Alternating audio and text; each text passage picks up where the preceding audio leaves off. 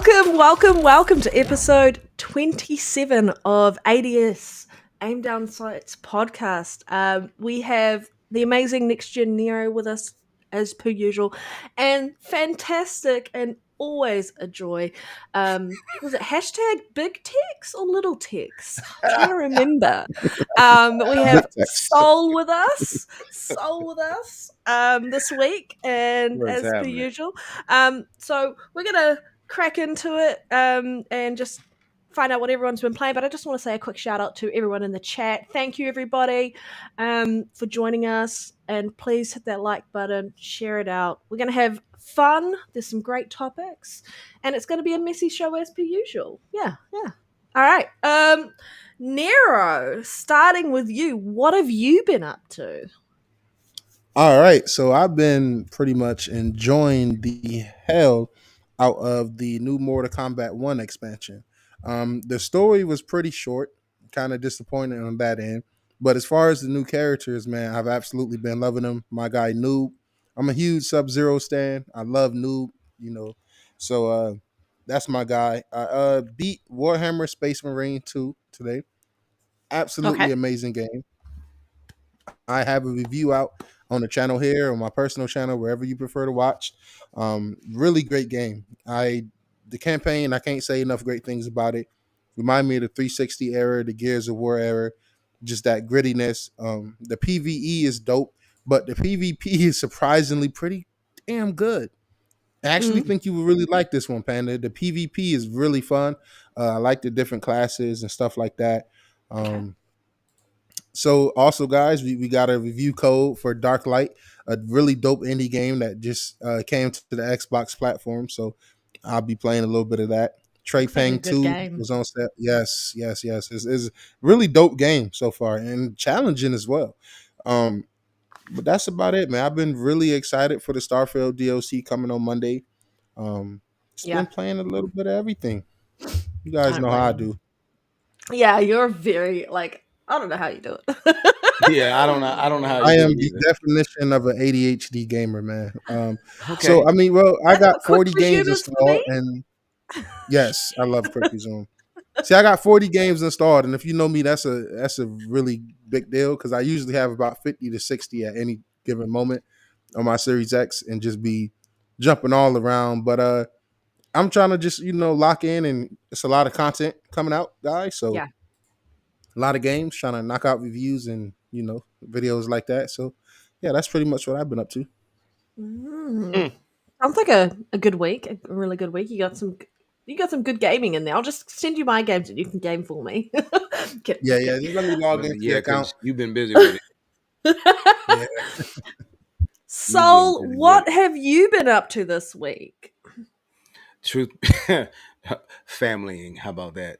Uh, That was me for the last 2 to 3 weeks, so I feel yeah, you on that one. yeah, just familying. Spending time with the family. But I've been tired.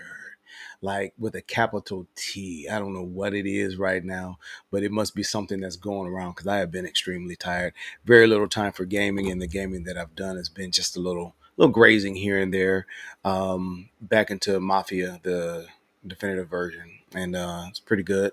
Enjoying Was that that. off me talking about it and then you suddenly started playing it? I think so because what happened? See, what had happened was so no. So what happened was, I think that was it. Kind of one of those things. You just kind of sprinkled it into my ear or whatnot. I was like, you know what? I think I want to play this. So Inception. popped it in. Yeah.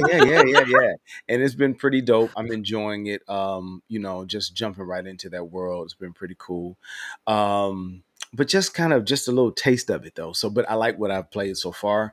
I went back to Death's Door because I realized I left some crumbs on the table, and I'm like, oh my gosh! But it's been so long since I played Death's Door that I forgot the controls. So I'm at That's one I need to get back to. That That's a and game where Tomb. you don't want to forget controls. you cannot forget them because I Kia, so I, you get owned. yeah, so I'm kind of at the end where you're doing your little final run before you get to the final boss. And so for those who have played it, you'll know what I'm talking about. So I'm right there at this starting point, and you have to grapple across. Can't grapple. You've forgotten I how to forgot how to grapple? grapple. I'm hitting all the buttons. I'm clicking them right. I went on YouTube. I'm like, what the hell am I doing? Okay, I'm tired. Go to bed. Did they not have a So controller thing in there to go, this is the control? I didn't. I went back through it. Damn it. And I just didn't see it. But I've been tired. So Okay. don't hold it against me. But anyway, it's still as beautiful as ever. The sound is still as beautiful as ever. And so then tootled around with that a little bit. Went back to I'm grazing still grazing with Zal. Of course, Diablo's the main right now. I went back to Starfield just a little bit. See, I'm grazing just I to think keep those. you Yeah, can pre-install the DLC as of today. I will be doing that tonight then. But let me. Are we talking about Starfield tonight? I'm going to talk about Starfield real quick. This is my thing. Microsoft, Xbox, Bethesda. Release these things on the weekend, Thursday night, Friday night. So Right. working folks like myself can sit up all night on a Friday night if I have the energy, right? My old tired ass. If I can get the energy, I can sit there and play and enjoy it. But when it drops, you said Monday, right, Nero? When it drops, Yep. guess what I'll be doing? It'll be I'll turn it Tuesday, on, Wednesday. I'll bask in it, I'll fiddle faddle, and I'll fall asleep. Not because of what it's giving me, it's because I'm tired. Yeah. It's because I'm tired. And but Yeah. see, like it's something about that Thursday night. I can make it, if I stay up a little later, right, for Friday work. But it's nothing like that Friday. I have all night. Mm.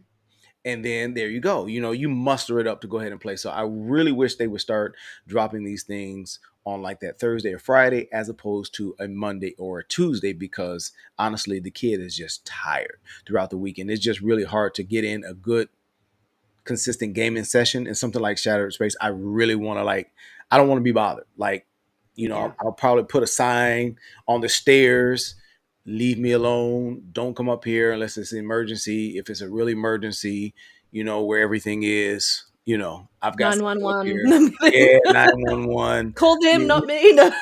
Yeah, you know what I mean. So I'm excited about that. But no, that's really about it. I haven't done a lot of major gaming. Just doing, dad life, husband Mm. life, family life, work life. Yeah. Tired. Yeah. But what Yeah. about you, Panda?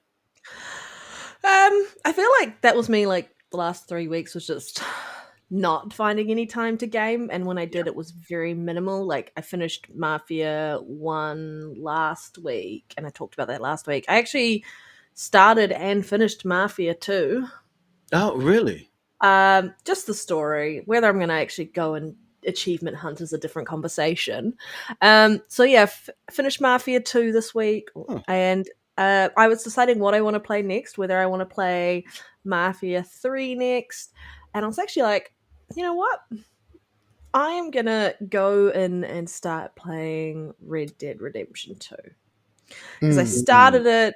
I didn't really get very far, and I got distracted by other games, and then I forgot everything about the game and went back into it. I was like, no, I need to delete my save and restart because I was totally lost in what I was meant to be doing. So I am tired today because I've had a busy week. We had a rewards gala, which we were a finalist in. We didn't win, sadly, but that's okay. We made it to the finals, so I'm Finals happy is about that. huge though, so congrats on Finals that. is huge. And then I stayed up till like 3, 4 in the morning playing Red Dead Redemption 2. So Okay. it's my Okay. fault that I'm All right. tired. Yeah. Yeah. But I was just like, one more thing and one more thing. And when a game is like, just one more thing and I'm going to do this. And then you're like, oh, this Hmm. one you take 5 minutes and this one. And it just adds up. And That's you're like, literally me. it's a sign of a good game, though, right? And Right. Red Dead Redemption 2 is a fantastic game. But yeah, that's what I've been playing. I touched what is it? I downloaded a couple of the games from TGS. Okay. But yeah, Yes. that's about it. I haven't And actually got into any of those really. I just wanted to say Mafia is by far one of my favorite trilogies. And speaking of that, guys, make sure you keep your eyes glued on the chat because at some point we will randomly be dropping the Mafia trilogy for Xbox. It only works in the USA. Found it out the hard way, but um, yeah, just make sure you redeem that. Whoever gets it, enjoy. We'll be dropping it any moment. Just stay on your feet, man. Shout out to the chat. Also, the official time releases for Starfield, the release windows is live. So for me, on Eastern time, New York, it is 11 a.m. on Monday. Panda, they don't have your specific region. I don't know. Are you on London time? Like, Nope. okay, because that's the closest thing Wait, which they game are got we talking to about? Starfield? Starfield, the Shattered Space. Yeah, so I absolutely cannot wait for that, guys. We're gonna talk more about the Tokyo Game Show. Try hard. I wanted to come to you. I seen somebody else answer me already. I'm not gonna get the entire Final Fantasy Pixel remake or remasters, whatever they calling it. But if somebody can recommend the best out of the six, I will probably try to pick up one of them. I know a lot of people say Final Fantasy VI is arguably the best game or one of the best. So yeah, just let me know, guys. It releases 4 a.m. October 1st for me. That's good. I'd So rather have it your time. You Tuesday wake up and it's morning at there. 4 a.m. it releases. Holy crap. I mean, that's kind of better though if you think about it. Because when I wake up, guess what? I gotta wait. Yeah, that's true. I gotta When I wait wake until up, 12 a.m. So here. But I'm not touching it until I get back from Australia. So yeah. oh Kind damn, of try sad. hard. I did not expect that one. He said Final Fantasy 16 is the only Final Fantasy game I finished and cared for personally. I wasn't expecting that. All right. Fair point. Save me $15. Fuck those pixels.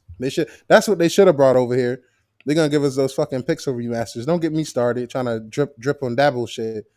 Y'all not in a position to not bring stuff over here as soon as possible.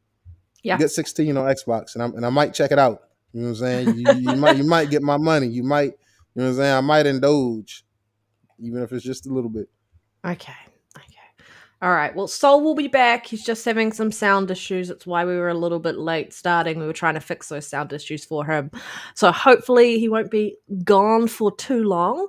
But we're going to crack into some topics. So I guess the first topic is, oh my God, why is my system being super slow? I guess in our quick news, the PS5 Pro 30th anniversary edition, or the bundle itself, in Australia is like $1,649.95. So Insane. insane. So $1,650. And for That's reference, whew. for us in America, that's about 1,100, 1,200. That's absolutely insane. Um, that's just Sony being able to get away with stuff just because they're the quote unquote market leaders. Yeah, Definitely not, for us to have an official price point, but not an official spec list is absolutely insane. If anybody can confirm this for me, I've been seeing that the CPU is the exact same. I yeah, thought they maybe overclocked it or something like that to get it closer to the Series X. But if it's the exact same CPU as the base PS5, that's absolutely embarrassing. Sony should be ashamed of themselves. Now, I say all that to say that I will probably buy one, and that's only because I'm not gonna go spend $400 or $500 on a console that's weaker than the console I already have in my room. So if mm, I go buy a PS5 or a PlayStation console, it has to be more powerful than what I already have, or else it's like, what's the point? Even though that's gonna literally be my single player box, my babysitting simulator, my walking simulator, I something that's gonna be able to play games that don't look completely fucking blurry. And Final Fantasy 16 looked at blurry as hell. Final Fantasy 7 looked at blurry as hell. So, according to the latest Digital Foundry video, shout out to them, the PS5 Pro seems to clean up a lot of the glaring problems that the PS5 base has had since day one, that the industry and the media seems to try to overlook, right? yeah. Try to overshadow. Shout out to Tryhard. He said the CPU is the same, but it has a bigger 2 terabyte SSD and bigger SC GPU. See, that doesn't Still got a justify it for me. bottleneck. Yeah, Yeah, it's still got a that's still a bottleneck. huge bottleneck, right? And then not only that, is they saying it's 45% faster, but like my homie Lyric pointed out to me in a private party the other day, they are also charging 45% more. 45% more of $500 is roughly around, 200, two and some change. So right at there at the the $699 price point. Like I said, if you don't have a PS5, I would definitely say, just spend the money and get the Pro. Mostly because that the base PS5, we have to acknowledge, guys, it comes with only 600 usable gigabytes of storage, right on par with the Series S. If I you're thought a the gamer, version moved it up to 1 terabyte, right? oh, so yeah, so that's still 800. I mean, that's still so minuscule Yeah. nowadays. So I mean, if I mean that, I mean, but then again, that's only if you game as much as we game and I game. So it's like, for me, if I go get a regular PS5, I'm gonna have to fork up another 100 off rip because I'm gonna need more storage for those Mm. walking simulators. So for me personally, to save a little bit of money, to save a little bit of headache, to get the features that my display is capable of, I'm gonna go ahead and probably get the PS5 Pro. But that price point, guys, is really, really ridiculous. Um, it's like, yo, is you paying for pro features, or is you just paying a pro price tag? I I th- don't feel like that price tag is justified. What do you think, Panda? I mean, the bundle itself, if we look at the bundle, it actually comes with the DualSense Edge, which is their Elite or Pro version controller. So I guess there's some understanding why there's such a big leap in price because it's bundled in there. And it looks like it's bundled with the faceplate thing for the disc edition option if you want to get a disc. But I just love the fact that I don't know how to describe. I do know how to describe it. I love the fact that these consoles went on pre-order, and if you want to buy one, just get a PC now, to the point where most pre-orders that went out got picked up by scalpers. They're now selling for like $4,000, up to $13,000 if you want a version of this. People who legitimately got a copy of actually got a pre-order of the PS5 Pro 30th edition have had some of their pre-orders cancelled. And from my Mm. understanding, it looks like the banks flagged it as a potential fraudulent purchase. And I'm like, that's really interesting. Maybe you put the price too high if the banks are going, Hmm. this could be fraudulent. But because it's been cancelled, they have automatically lost out on this thing that they thought they had secured. I feel like both PlayStation, Xbox, and Nintendo, every company that is doing pre-orders for like limited edition consoles or anything like that, need to be really smart about how they go about getting this to the consumer base who wants it, rather than making it freely available to scalpers to basically charge an arm and a leg. You have to sell a kidney if you want to get one of these. I don't necessarily think the price is justified. It's really just skin change color and that. Even for what it is, I think because they've given such a limited run of the console itself, it has made it such a hot commodity that people are probably willing to spend what scalpers are basically charging in relation to these pre-orders. Hey, congrats, Phil, on getting the code for the Mafia trilogy. I really hope you enjoy, man. Yeah. Enjoy. Enjoy. All right. I'm just, it's a bit interesting. Like, we talked about this previously on different shows. When this was announced, we talked about the same CPU. We talked about the fact that from what's been talked about with the games releasing on this platform, that yes, there is a improvement, but it's not substantial enough to state that you're going to get 60 on every game, that they're going to push more 120 FPS titles because of that CPU bottleneck. We still know that I feel like both the PS5 base console and the series consoles aren't being utilized to their full potential at this Definitely point. not. And so it's going to be interesting because of this Pro coming in, that whether or not developers are going to optimize to take full advantage of what the power of the PS5 Pro is delivering if they're not first party, or just go with the majority of people who are probably going to be on the base PS5 and choose to solely focus the optimization efforts on that. It's going to be very interesting to see what happens. And I think that's kind of what happened with last gen, but it was easy. It was really just resolution. There's all these new features that they weren't really taking advantage of last gen that they are this gen, I and will that say takes more time this. and energy. I will Mhm. say this. At some point, we have to start holding devs, accountable for optimizing these games better and stuff like that, Yeah, right? But I will say this in the same breath: when you see games that are very well optimized and bug free day one, they usually tend to run better on the Xbox side. Look at Space Marines 2, right? That is one of the most polished and best games this generation and this year I've played, and it consistently runs at higher frames on the Series X. Um, Mhm. it's not this case with every single game, but a lot of these games is starting to pull more and more away from PlayStation. PlayStation got a real problem with volumetric lighting. Nobody seems to talk about it. On the casting of Frank Stone, volumetric lighting, shadows, and casting through trees is missing. On the yeah, Quarry, it was missing there as well day one. Mm. When you compare the PC visual settings of Wukong to PlayStation, I get it. Of course you're gonna get better, but even on the medium to lower settings, the PS5 is still inferior in a lot of ways. So that yeah. console definitely has been fighting the uphill battle since it released. Mark Cerny, it all sounds good on stage when you use those buzzwords and ISO connection and just that and the third, right? And that all sounds good, but when the game's just not really reflecting those talking points, it's like, what are we doing here? Mm, yeah, I I hear you. agree. So, want to add anything to this? Do you think it's justified the price? Oh no, hell no.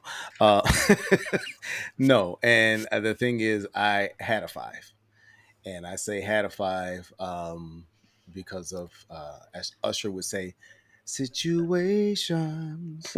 But so I don't have one, and I'll say this, and I'm trying to. It's hard for me to say Nero, don't get a damn pro, but if you don't have the five, I get it because you will see in an upgrade. But I'll say this: there's nothing that they have out right now that's really PS5 Pro worthy. That's a fact. And I'm saying, and I can say this because I had what they have to offer for the five. It was really Returnal and Ratchet and Clank, and so, and then those were cross gen anyway, right? You still Yeah, could get Ratchet and Clank on the four. You could get ooh, I can't remember if you could get Returnal on the four. I That don't might have think you been the could. one that was okay. Because I was going to say that might have been the one where you had to get a five, Nah, which yeah, I I think really dug Returnal the is game. PS5 only. Okay, that might have been five only. So outside of that, everything else, man, a four or a four Pro will do you just fine. Now, Hey, Demon based Souls on on now, if the PS3. yeah, but now here's the thing: if they Sorry, and trolling. I'm sure they have some things that we just don't know about. If those are going to get pushed by the pro, then that's where I would tell somebody grab a pro. Other than that, I would just say grab a five. But what I'm scared of as a consumer who likes to have all the consoles, right? I like to have what I can afford and when I can afford them. I'm a little selfish that way because I like to play games and I'll play them wherever. So I'm hoping that the Pro and whatever the six is, I'm hoping the Pro has enough time to do something as opposed to the Pro drops and then another 2 years later, maybe three, 28, you have um you have a six. And that to me is just then it really feels like a cash grab. So, as a consumer, I'm trying to be mindful because there's nothing to make me say I want to go back. the last game that was shown in the state of play doesn't make me say, you know what, let me go ahead and get this pro, because this is going to just be phenomenal as far as how it looks. I didn't see that. And there's nothing that's really new about that particular game that they've shown. It could have some really new mechanics um, to differentiate itself from, excuse me Yeah. guys, from Ghost, the original Ghost. But the gamer in me really wants it to, right, and really want to see what Sony is going to drop um, as a publisher. Just I want to see what they're going to drop to justify me buying another console within the next Agreed. 2 or 3 years by them. Right now, I don't see myself doing it, because anything that's really small, like a smaller indie, a smaller title, I can get that through Game Pass, right where I am with Xbox. And if it's niche enough and it's not on that, I have a Switch where I can go ahead and just grab it on the Switch. Yeah. So there's nothing that right now that makes me want to run out and grab a Pro. I would tell anyone, if you don't have a PlayStation at all, jump on in, pay the money, get it. You'll be fine either way. But if you already have one, I just don't know if it's worth the upgrade right now. And that's not being a primarily Xbox player. Nope. Nope, nope. I'm trying to be smart with my money, and I want anyone to be smart with their money. So I don't see the upgrade rush just yet. I think the price is ridiculous. I do like the skin; it's pretty dope. That's the first thing I thought. I thought both controllers looked pretty nice, but I couldn't say just run out and go ahead and spend your money on it. There's nothing that's there yet. Everything you can get is still on the four and four slash five, and I think you'll be fine that way. Yeah. So hey, there was something in the chat that I saw, and then I started having all these crazy ass issues. Sorry about that, guys. And let me see if I can find out game adaptation. Hey, you mentioned, and it's a little off topic here, I'm sorry, this is my off topic moment. You mentioned something about gas and Paris and BG. Can you elaborate on that in the chat a little bit? I would love to know what the hell happened on Gaz's podcast between Paris and BG, because I know BG has been in the news here lately with that whole copyright strike thing with Fratanga, and I think he's dropped it, but I would love to know what the hell is going on with him and Paris, because Paris usually he'll lurk in a chat. If you watch enough, Paris will lurk, and he usually doesn't really bother anybody unless somebody comes for him. So I kind of want to know what the hell happened. Anybody, the Panda, you or I have I no have. Gamertag? idea, but I will say this: shit tends to happen when you mingle with idiots. BG is an idiot, and I will probably say that and stand on that. That man blocked me because he was bitching about Alan Wake 2 and saying how dumb it is to have to go to the board and use Murder board. clues. And Yeah. I simply pointed out in a quote to I quoted him and I said, "Imagine being upset about a detective having to use a detective board." And I received a block for that. So yeah, that guy is an idiot. Anybody that just completely sucks off Sony while telling everybody from all their subs to friends to real life family that Xbox sucks, even though Xbox is giving the actual gamers a better value. I just can't really get behind it. I can see them two clashing. BG is a dickhead. I would just say what it is, and Paris comes off as this super positive Perry type of guy. So I can easily see them two personalities clashing. But I tend to not really pay too much attention to anything outside of the aim down sites. To be honest, I seen a bit Okay. about it, but I didn't see too much. I've just been gaming. I would like to know more, as well. I mean, it's entertainment. Uh, It is. It is. Hopefully, It no is. lives are starting and no personal information and stuff was posted. I know how treacherous them internet and gaming streets can get. Yeah. Oh man, that's crazy. Well, hey, game adaptation. Stay with us,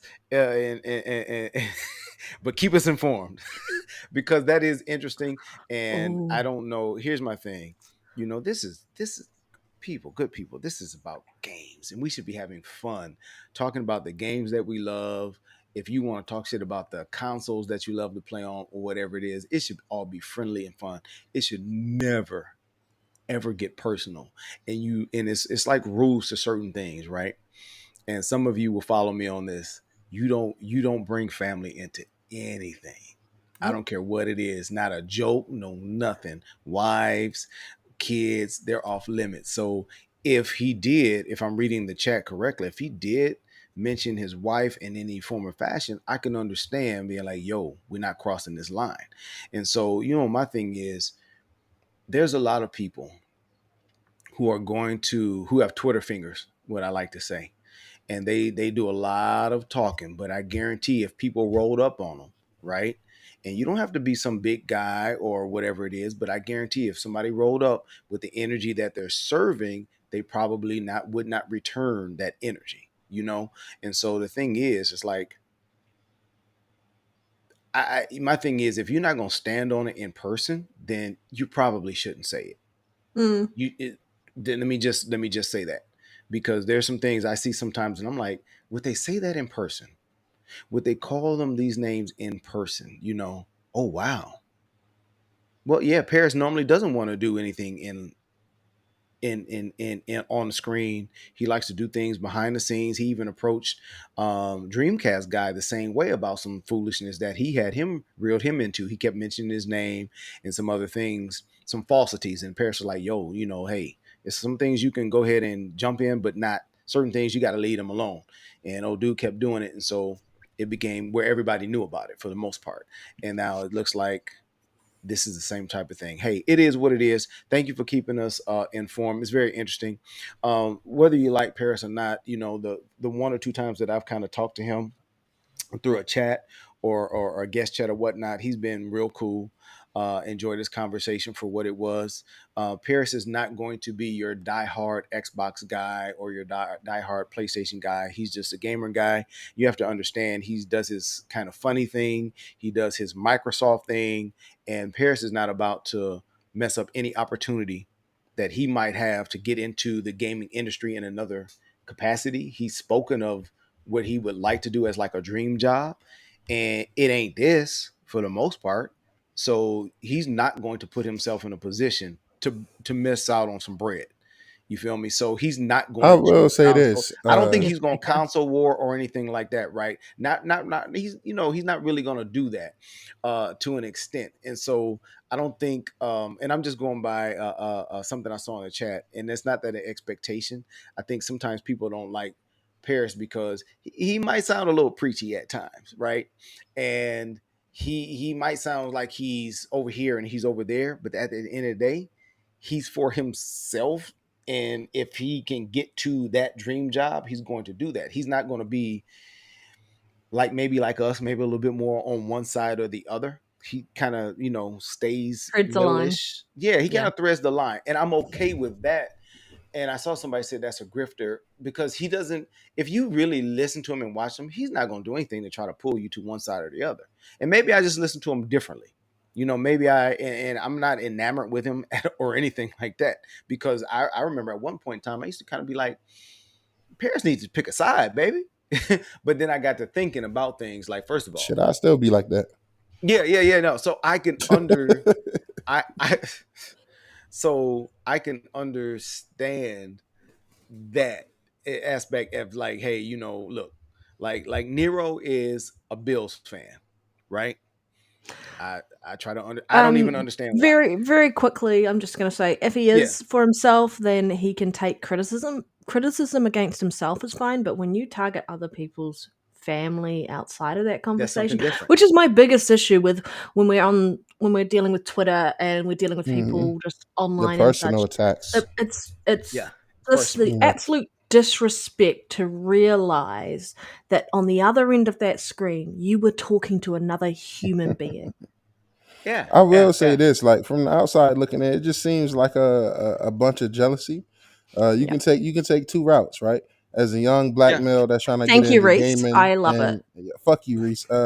As a young black man trying to get into content creation and the gaming atmosphere, I want to brush shoulders with you know uh, the likes of Phil Spencer's and Sarah Bonds and stuff. That's one of my dreams, right?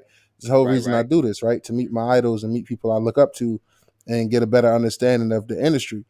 You can take right. two routes, right? You can look at, you can be in my shoes as an up and coming person. You can look at the Paris Lilies. You can look at the King Davids, the Lord Incognitos of the world, and you Right, can look right. at them as motivation. You can look at them and say, Yeah. yo, if these guys can do it, shit, so can I.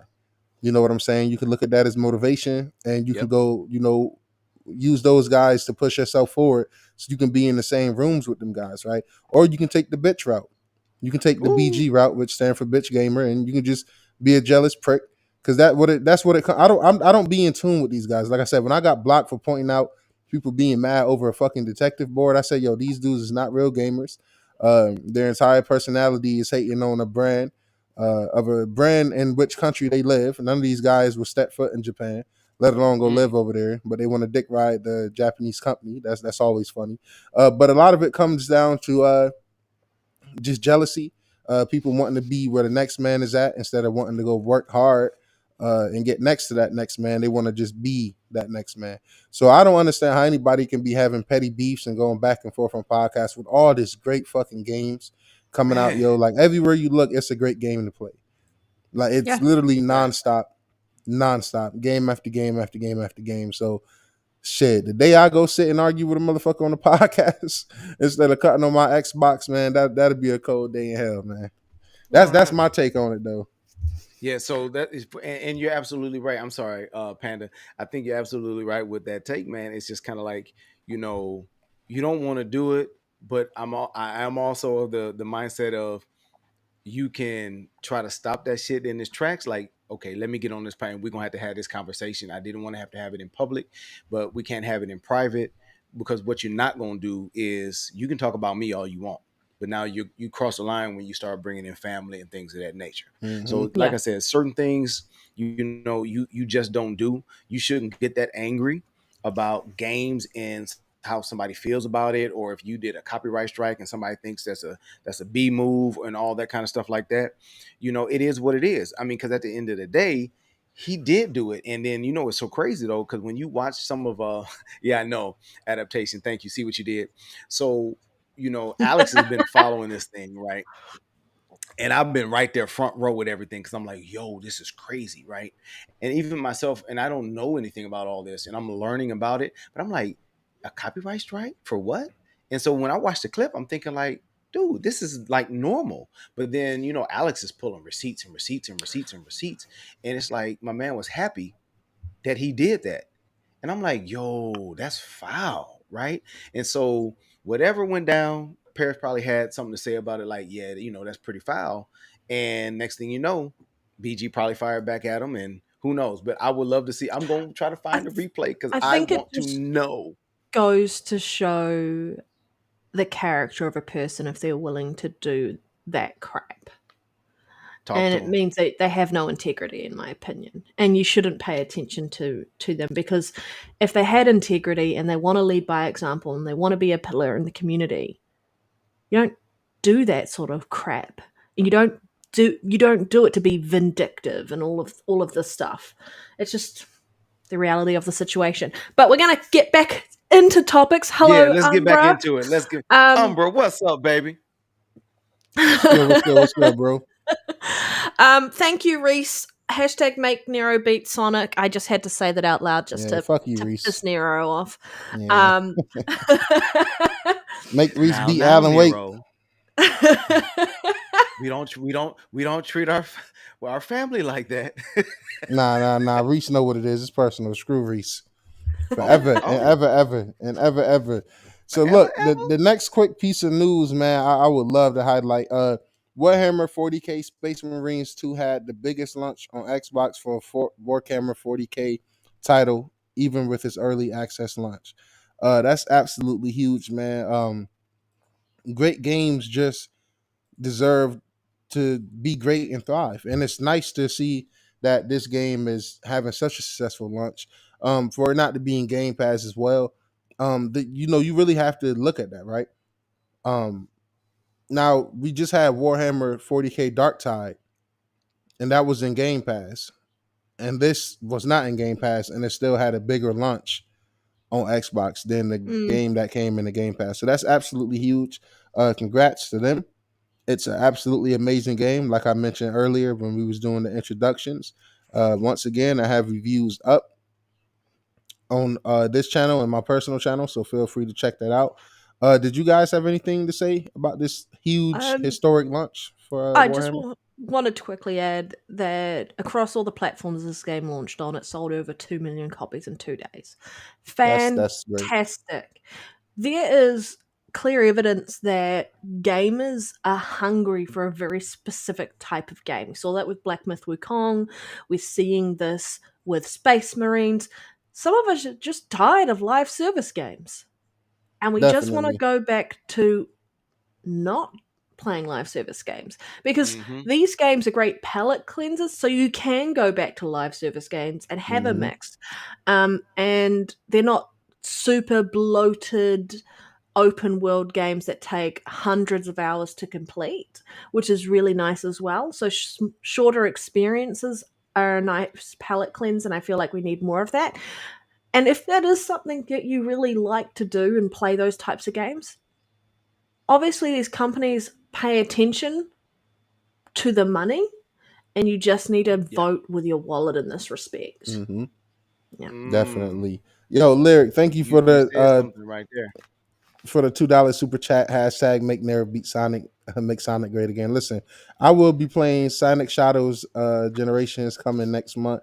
Super excited for that, and I will be beating that one. So let me just get this out there. Sonic Frontiers is a great game, but when it comes to Sonic and certain platformers, I like the stage to stage to stage Sonics. This open world was definitely an experiment, and that's why I took a chance on playing it. And it's still a good game, it's still a great game, but you know, certain open world games kind of get fatigued. So I'm super excited for Sonic Shadows Generations. Yeah. And for the Alright. next piece of quick news, we have a report from Sorry. a report from Chappelle Nick. Am I saying that right? All right, Yeah. so a new From Batman Special game Nick. is reportedly in the works by Rocksteady. Guys, if you can't hear it in my voice, Panda, hear it in my voice, I'm excited. I can jump through the screen right now. I love Batman. I am a Batman stan. I'm going to go get a Batman tattoo. And guess what? It's going to be right next to my Buffalo Bills tattoo, my Xbox logo tattoo. God damn it. I love Batman, yo.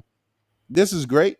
I think Suicide Squad get a lot of hate, and kind of deservingly so. At times, it's deservingly so, but that's still a solid game. So I'm super excited for this. I hope it's going back to the roots. Now people I might throw people off with this, but I would absolutely love if they was to remake the Arkham trilogy from the ground up in Unreal Engine 5, and just let us hold over. Let us hold over. Yes, Tramp Stamp Nero. Hey, I'm gonna get the bat logo right there. I'm gonna get it right there. I'm gonna get it right Say, there. say, man, you made me chuckle with that. I'm like, oh no, oh my gosh. Hey, hey, you know what? Now, what happened to the rumor of this being like a Sony PlayStation 5 exclusive? exclusive. Yeah, It is because a rumor. that would be now that would just be I would. You know how you could say, I'm done with this. I'm done with Ubisoft. I'm done with this. I'm done. Man, I might be done with Rocksteady if they did that. And I mean that like seriously. Here's the thing Because with that rumor though, right? So right. WB was looking to offload studios, right? And looking to fix whatever's happening in their world. I don't think they would financially walk into that sort of trap unless they had a timed exclusivity deal. I think that's the max that they'll go. But even then, I feel like people are kind of sick of timed exclusivity deals, It's especially on really dumb. a game that has been available, like the actual franchise or the IP has been available on all platforms all the time. If you were to do that outside of like PlayStation buying them, then it makes no sense, right? Makes I sense. think it's 100% a rumor that's never going to come to fruition. I do think after the way that Kill the Justice League performed, they are Mm-hmm. looking at what worked well for them and maybe going back to their roots, which is possibly why this is a conversation that is happening. We're not going to see anything for years to come anyway. Right, right. But yeah, that's where I'm at with this. Well, that's a great conversation. I mean, they need to, if I they're just doing read this, that let's comment. drop this. Ah, yeah, I was waiting for you to read it. I was like, yeah, Panda, this is gonna tickle yeah, her. yeah. Oh, Hey, sorry, I hope, Tom. but I do hope we get these games because that was some peak gaming right there, man. And it gave us Spider Man, didn't it? Yep. So And yeah, yeah. I will say this: Suicide Squad, Kill the Justice League is a better game than Horizon Forgettable West, than Horizon Mm, Zero Dawn remastered. That's not even out yet. And I also think it's a mm. better game. And I also think it's a better game than Spider Man Two. And I can most definitely say that Gotham Knights is indeed a better game than Spider Man 2018. And I will die on that hill. Spider Man is the most overrated superhero game on the market currently. Now, guys, this next piece of quick news, Oh, very I quickly gotta. before you say that, I just want to Yes, comment yes, on please. Tryhard's comment there. We should see the Wonder Woman game soon. Mm, Anything before the next 10 years for me is too soon because I just have such a bad feeling about what they're doing with that game. Mm. I just feel like it's going to be basically kill the Justice League again with the microtransactions, and it's You just, mm, think so? yeah, I just don't trust. it I might. don't It might. trust who's in control of like telling these studios this is what we want to deliver, or we're not going to invest the money for you to actually deliver this game. Yeah, I feel like Well, I'll people. tell you. Go ahead. I'm sorry. No, go. No, I was just saying. Hey, look here. If they give us something like Wonder Woman 1984, then there you go. I didn't enjoy the movie. I enjoyed the first one. I did not enjoy the second one. I thought they missed out on a great opportunity with the villain and Yeah, the yeah, the guy. I can't remember who he was playing. I can't even think of the villain's name. That particular one, but I think they missed out with Cheetah. I think they could have really done something with that. Um, Missed opportunity. yeah. And I think they're missing the opportunity to really show Wonder Woman, to really show how strong she is. And I think they did a great job when she got introduced in the Batman versus Superman movie. And she came in, the music's playing, she's deflecting shit. She's out there with Doomsday doing her thizzle. Yeah, And then it's just like, I don't know. I don't know what happened with that second movie. The second movie just didn't impress. So I'm hoping they're not going that route, with the writing and the direction of that game. Because if it's anything like 84, then that's going to be a huge missed opportunity. I think they'll market the hell out of it, to those who are Wonder Woman fans, and I think they'll probably make it look really good. I just hope that it's a good product I at the think end the of the thing day. delayed Yeah. based So on just what they're seeing in the market and probably having a rethink of some things. Hopefully, if they can get the support to get it delayed, then do. But yeah, yeah, yeah, mm, yeah. But we'll see. We'll see. We'll we'll see. see. I am interested in that Wonder Woman game.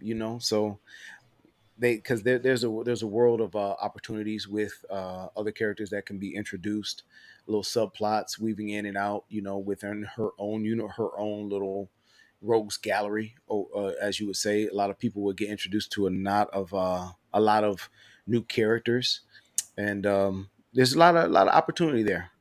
Instead of just Yeah, sticking with good old Batman. So we'll see. We'll see how it goes. yeah. All Definitely, right. even though is the best from DC Oh, Batman is and the Marvel epitome. combined. Yeah, he's.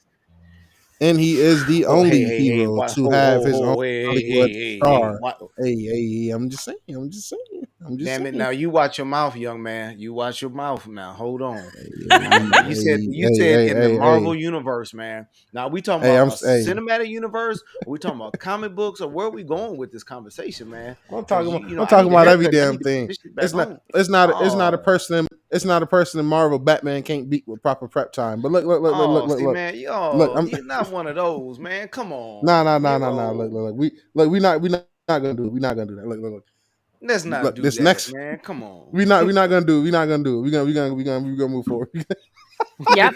We're gonna move forward before all the anti-Batman people start popping up. Say, and I All right, love so Batman. look, this next piece of news was very personally disappointing to me.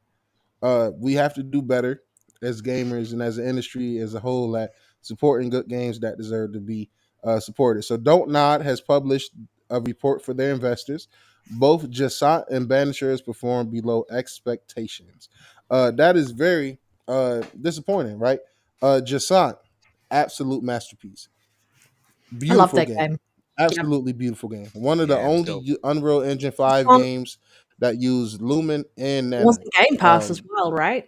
Yeah, Yes, it was in Game Pass as well. And if it still was below expectations, even within Game Pass, I would hate to see how it would have done without Game Pass. without Game Pass. Yep. That is a really good game, guys. I highly recommend grabbing it It's up. not a It's on long game. PlayStation as well.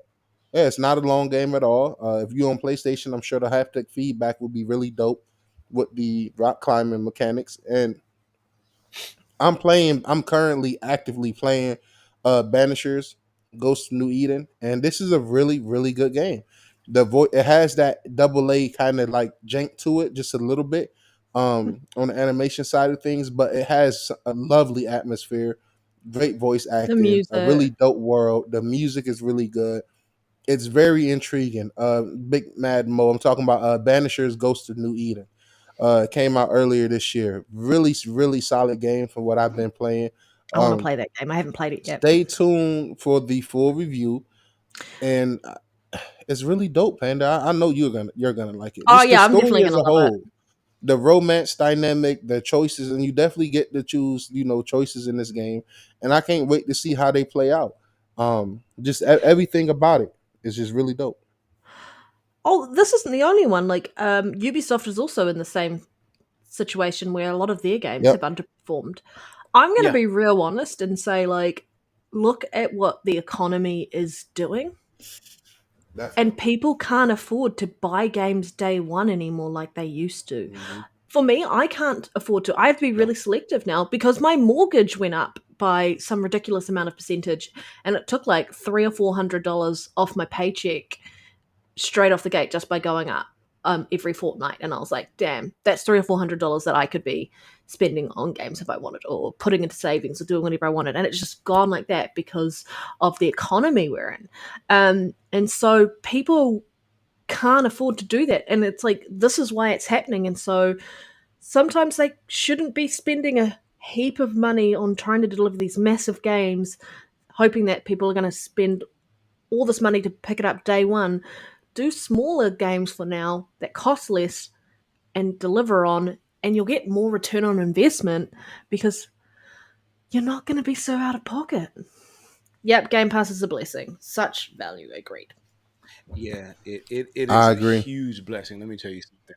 I was probably a anywhere between 4 to 6 games a year I'm buying for sure. And I mean, that's probably a little lower because I was just buying shit to be buying shit sometimes, right?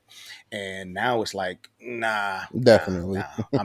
I got to be realistic. Am I really going to play this? Is this FOMO? Okay, when am I going to have the time to really get into it? And Yeah, then that Game Pass changed everything. Oh, don't get me wrong. I buy games in game. I use my discount. You know, I use my discount. I use my Best Buy reward points. I use my CD key. I do everything because I'm like, you know what? I'm not going to keep just shelling out this 60, $70 if I don't have to, for agreed. these games. And so I am part of the problem of why some of these games don't sell as well because I'm waiting for discounts. I'm not waiting until Christmas unless it's dropping Nothing close is to wrong with Christmas. that Then though. maybe I will. But there ain't nothing wrong with that. Let me tell you something, because that's probably when I might pick up a physical game because it's close to Well, Christmas and you're they never drop those usually going to have a faster. rainy day You know what I and be mean? like, I just spent this money and I needed it now and I can't, Look, you know, you never know when a rainy day is going to exactly. happen. Look, Well, y'all. let Let me me tell go you on a something. little bit of a rant because I guess when I say we have to do better, right, I'm not necessarily talking about the consumer and gamers, right? Because times is hard. You a I love that music. Hey, I love that music. Hey, and we got a super Super chat. chat. Hey, shout Jonas out the dad. Jonas. Hey, Jonas the dad. Hey, single dad, 3 kids at home. Game Pass is a lifesaver. Yes, I feel sir. it. W dad right there. Hey, If I was a you, kid, I would love for my dad to have us having Game Pass, best deal in Nero, gaming. before you go on your rant, let me throw this out there. So last week, I'm in Texas, y'all. For those who haven't caught that, I'm in Texas. Last week, and it's still hot as hell down here. Let me just say that. We get the electricity bill. I look at it. I just walked away. That some bitch was $400 plus. I was like, what the complete fuck? I went. Ooh, I'm sorry. I You're didn't got the. fine. You okay? I'm sorry.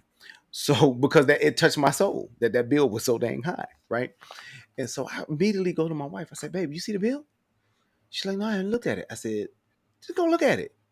And she looks at it. And the first thing she says, "Well, we got to start turning off stuff." I'm like, "We, right?"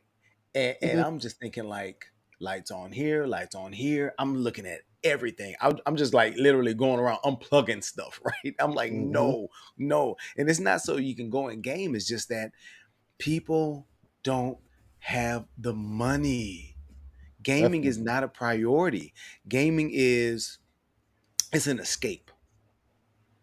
Gaming is an escape from the real world when you're tired, when you're having an argument with somebody, life is life being, and you just need to get away for an hour or two or three, and games do become a therapy for a lot of people, and it's escapism. But man, you got to be able to afford them. So when I think about Game Pass, I hate to sell Game Pass, but Game Pass is a game changer, and it's great for a lot of folks. And because we're finding a lot of games that we normally wouldn't play, I know I am, and we're getting into those games, And when they go on sale, I try my best to buy the ones that I really, really like. So I use that Game Pass discount, and buy those games. And that don't get me wrong. There's a bunch of games here towards the end of the year that I want to get into, but most of them are on Game Pass. Lucky me, right? And so the two that I was thinking about definitely picking up are going to be in Ubisoft Plus. I'm just going to wait until there's not a price drop because it'll be the service. I'm just waiting until whatever DLC drops, and so I can play it all at one time, as opposed Mm. to spending $140 for two games, and then you got to go and buy the DLC again. More likely, I'll just wait and pay Yeah. for 2 months, maybe 3 months of the service, get all the Yeah. DLC, and I'm good. So to me, it's just being a smart consumer. Consumer. That's what we You need to have be. to be right That's what I now. do. So You yeah, have to be. Nothing is wrong with that, and I can't stress that enough. yeah, yeah, Now, yeah, yeah, yeah. to this damn rant. Y'all know it was coming. I Let's got to go. rant at least It's once a coming. week. I blame Mm-hmm. the goddamn media, man. And Digital Foundry, shame on you because you guys are part of the media. Why would you Probably. not do a Yep. technical breakdown on Jasant? It's an Unreal Engine 5 game. It's using Nanite and it's using Lumen. One of the few games on next gen consoles that's using all the UE5, well, not all, but two of the major UE5 features. Doesn't get a technical breakdown, doesn't get a technical review. Because I it wonder dropped in why. It Game launches Pass. in It Game dropped in Game Pass. It dropped Pass. in There Game you Pass. go. It dropped in Game Tunic. Pass. Tunic, a really great Zelda-esque like type game on Dropped that in dropped in Game Game Pass as well. Pass. That Dropped in seems like Game. that would be right up John Linneman alley. Guess what? That didn't get a technical breakdown. That didn't bring no eyes. Let's talk about Death's Door, right? That as well did not get no attention. Now let's talk about Ghost of New Eden. That is a really dope game that should have gotten some type of technical highlights over there. That does not get a technical breakdown. And some people might say, hey man, well, they don't do this, that. Well, they fucking did a breakdown of Stray, a cat game. And I enjoyed Stray. Go look at my review. I enjoyed Stray. It was a really dope game. But if you can do a technical analysis of Stray, Mm, an Unreal Engine 4 hybrid cat game, but you can't do a breakdown of something like Jasant, mm, it goes to show the media picks and chooses which games they want to be successful and which games they just choose to let fly under the radar, and then they only want to talk about when these type of reports and stuff come out like this. And look, I get it. The whole entire go woke, go broke crowd that we all hate and despise, I get it. Those guys is hating Ubisoft. Everybody and their mother is hating Ubisoft right now. But let me tell you guys something. You never know what you got until it's gone. You guys shit mm. and hate on Ubisoft all day and night. But the moment Ubisoft ceases to exist, let's see how you guys hold up. Let's see how you guys hold up. It's the same shit with BioWare. Everybody is currently wanting. this upcoming Dragon Age to fail because hey, those not the same. Of course, it's not the same Bioware from back in the day. Guess what? Current 343, current Insomniac, current Naughty Dog, current the Coalition. None of these companies are one for one of what they was 5 to 10 years ago. I'm sorry. Times change, engines change, people change, positions change, things I'm really happens. looking forward to playing Dragon Age. Yes, I am. Look, that is one of my Oh most. yeah, me What too. Most Assassin's definitely. Creed titles getting delayed. That is officially my most anticipated. I'm anticipating that more than I'm anticipating Indiana Jones. So, I really hope that game does well. I hope it. First of all, I hope it is a well game. Bioware. I don't know how much more opportunities you guys can get. I know people. Anthem, incredible, huge flop, garbage. But Mass Effect Andromeda, a really solid Okay, game. let's be Just not a honest good. though about Anthem though. Mm-hmm. That is EA's fault for going, this is what we want to deliver, and then going, BioWare, make what we want you to make. Mm-hmm. That would not be an inspiring situation. You'll never delivered a game like this before, and now you're being forced to do it. Wrong team, wrong attitude, whole thing, EA, it blew up in their I agree. face as a result. And I feel like that really negatively impacted the morale of BioWare, and a lot of people left as a result who could have been delivering a game that they actually cared about, which might have been the next Dragon Age, which might have been the next Mass Effect, who knows? But EA Mm-hmm. mismanaged the hell out of what BioWare was doing at the time, and we got Yeah, Anthem as a they result. did. Yeah, Sorry, yeah. Definitely. I'm And just no, no, pissed off no, at no. EA for Don't be that. sorry. I'm happy. I'm No, happy no. you said that because Panda context is very important. So when people Mhm. talk about the flop that is Anthem, you have to add the context behind it, which you just did perfectly. And let's add a little bit of context behind Mass Effect Andromeda. Mass Effect Andromeda is still a top 20 space RPG game. Yep, I know people are like, yo, it's probably can't even name 20. I know y'all can't. But I say that to say it's a really good space RPG. It's just not a good space. It's just not a good Mass Mass Effect Effect game. game. Yep, Just like I Mm. Halo agree. 5 is a really good game, it's just not a really good Halo game. When you talk about the Master Chief and being in his shoes. So it's like context is important. You know, when you compare, like to me personally, the Tomb Raider, Shadow of the Tomb Raider, the third game, it's the worst in the entry. Within the entry, it's the worst of the three, in my honest opinion. My least favorite. But as a whole, it's a really good fucking game, right? It's a really good game compared to other games outside of its own, in-house competition. Same shit with the Metro trilogy, right? I love Metro Exodus, but the first two Metro games is my favorite because that atmosphere of living under the surface, right? Living in those tunnels and those Metro tunnels, not being able to ever return to the surface, or so they thought. To me, that atmosphere and that dread and that hopelessness feeling was way better than Metro Exodus, where you're at the surface, where you're open, where you're breathing. So, excuse me, guys, still getting over this little cold. So, basically, to sum up the rant, the media is responsible for letting a lot of these games down. You know what I'm saying? They pick and choose what they want to hype up. There's no reason that Baldur's Gate should have won Game of the Year over Starfield last year, but Hey, agendas. you haven't played Baldur's Gate 3. I'm gonna let that Hey, one sit. I I'm have gonna it let that now. I one have it sit. now. I have it now, Panda Wanda. I have it now. So I will be checking it out. I will be playing it. I will be reviewing it It and is a checking it long, out and seeing by the way, what's Nero. going It is on. a long game. I recommend saving frequently. Yes, I will be save scumming like hell. I'm very intrigued. I really do look forward to playing it. I'm gonna invest my time into it, man. Shout out I'm to so my sick of sponsor, that game. Sticks I promise. Figures, for yes. It's so good. I'm like I said, I'm excited to get in there, man. But there's so many good games out here, yo, and I it's up to delved us as into gamers. the macro. And see, this is the thing, right? I value the voice of my fellow gamers and stuff. Like even people, so shout out to Becca. I know she's in the crowd, right? If Becca come to me and we're in a party, Mm. and Becca recommends a game, and she gave me 2-3 reasons why she recommend that game, her 2-3 reasons is gonna hold more weight than an entire 10-minute review from IGN. I don't trust the media. I don't give a damn what their opinions are on games. I don't look at them as real gamers. I look at them as people who get checks to push narratives about games and just whatever the clicks, whatever bring the most clicks. So it's important to listen to your friends and trust your friends' judgments when it comes to these games, and don't put too much trust into the media. Yep. You know what I'm saying? They all saying that Wukong is a masterpiece all around the board. Meanwhile, on PlayStation, it looks around like shit, but everybody accepts it. So, Mm. yeah, then my rants. Well, You know, I gotta no, get one. no, Gotta get one you off. got it off. You said enough for everybody, baby. All I right. Well, think we agree with you. Yes, let's sir. jump into some of our main topics. And Abdel, I do definitely agree about the Game of the Year comment you've just put in there. Let me Okay. see.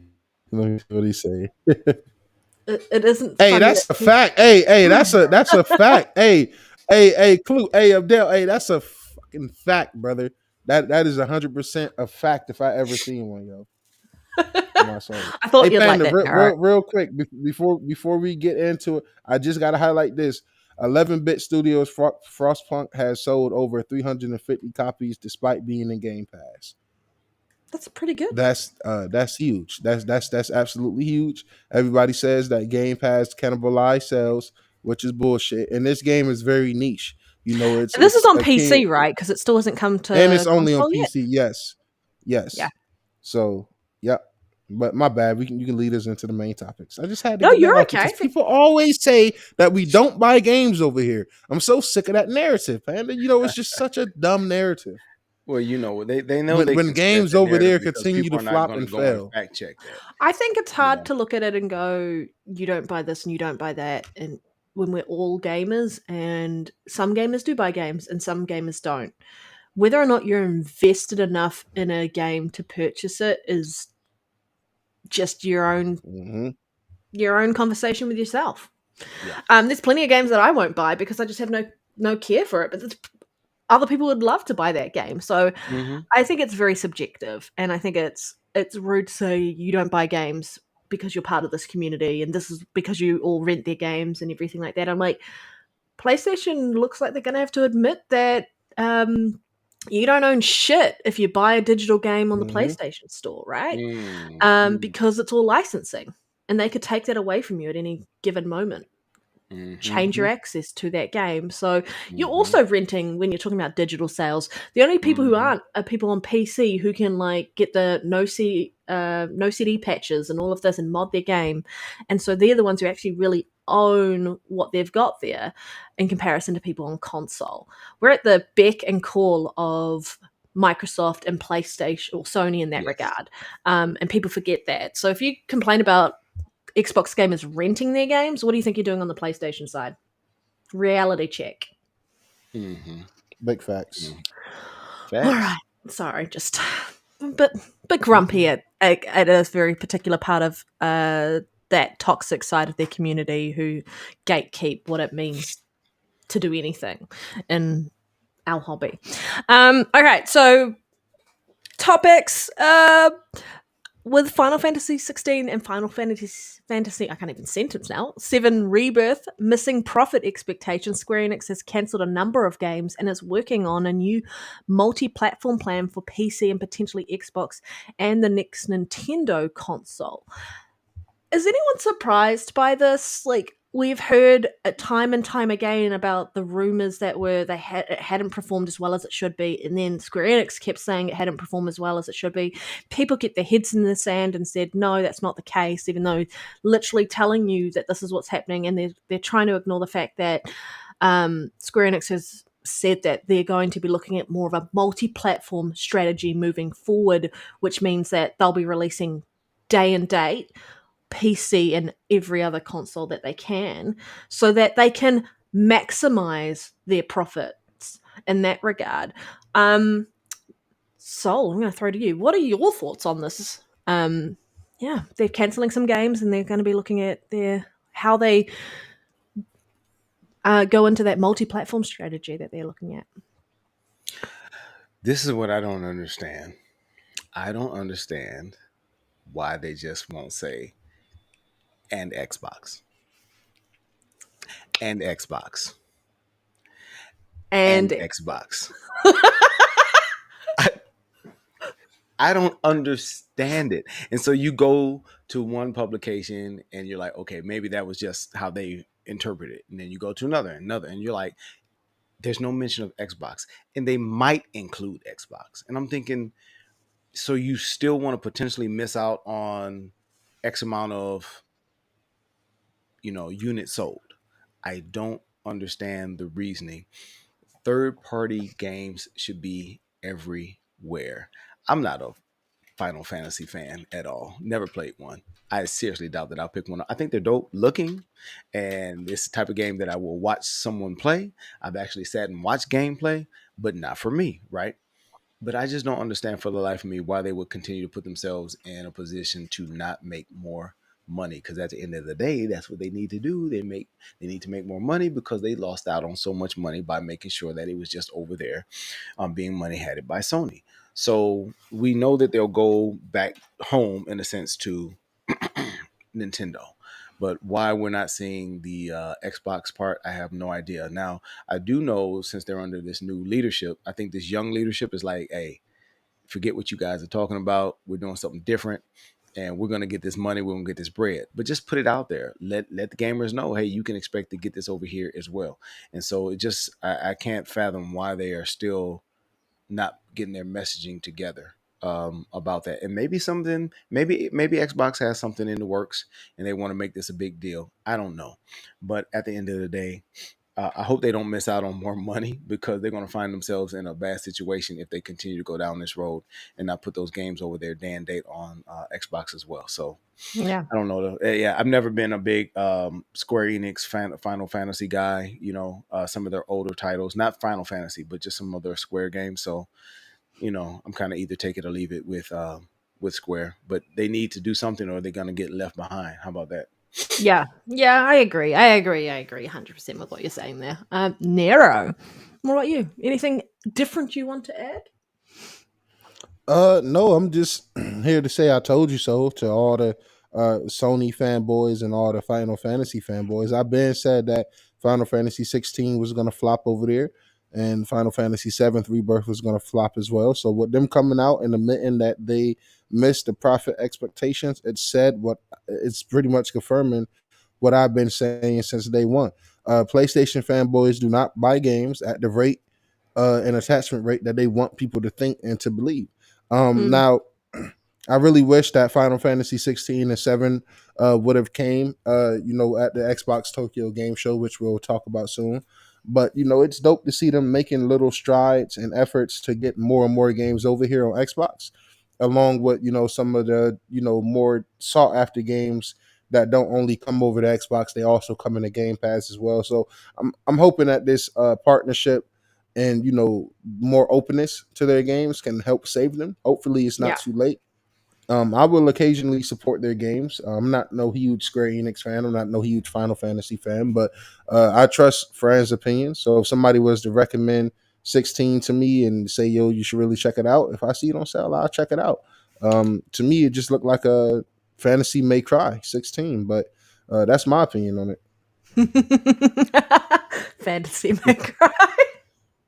Oh, I love you, 16. Darren. Oh, I love you. Oh, you're great. Okay.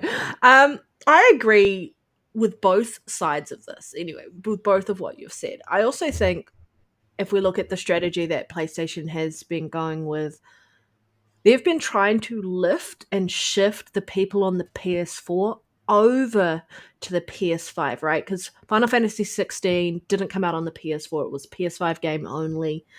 But people aren't moving. There's not enough happening, and this is the same on Xbox. They're not moving. A lot of people are looking at just staying where they're at, or maybe going to PC, or looking what else is happening in there. People aren't shifting from last gen consoles like they did in previous generations, and so they're going to be impacted on sales because you're selling like basically handicapped, one hand behind your back as a result, because 50% of your consumer base doesn't have access to this exclusive. So there's 50% of your profit margin just gone like that, right? And so the fact that this game hasn't been announced for the PC yet, we know it's coming, and it hasn't been announced for Xbox. Hopefully, rumor mill is it's coming down the line at some point. If they didn't sort of lock themselves into the contracts that they have with PlayStation, these probably wouldn't have, I guess, fallen short of the expectations that they hoped that this would have, and you'd probably just be seeing a very different conversation coming out of this. The same with Final Fantasy VII Rebirth, as well. It's not moving the needle like it has in previous generations. So many things have changed due to the economic climate, due to a whole heap of other factors. It's a very different generation. We saw these, like, I'll say, like, PlayStation is still trying to play the game like they have done. Xbox is trying to change the game because they see what the future looks like, and we're in this weird holding pattern. And I think once we get into next gen, I think that's when we're going to see a shift around who moves forward. But Excuse me. kind of sad, kind of not surprising. I think it's great that they're looking at a multi-platform release. Hopefully, Final Fantasy 17 releases day and date everywhere.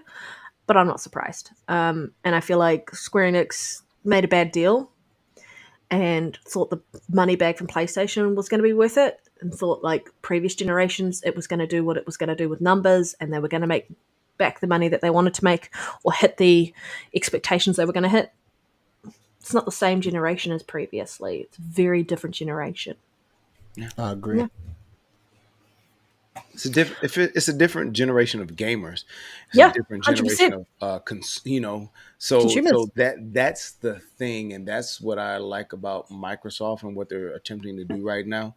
They're really trying to meet the gamers where they are, as opposed to forcing folks to come. You come here, you got to go to where they are, and you got to meet the trends, and so that leads us down the handheld rabbit hole.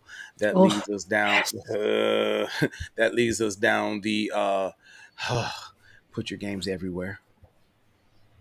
I know how we are about our consoles and our home teams or whatnot, but guess what? Microsoft owns so much right now.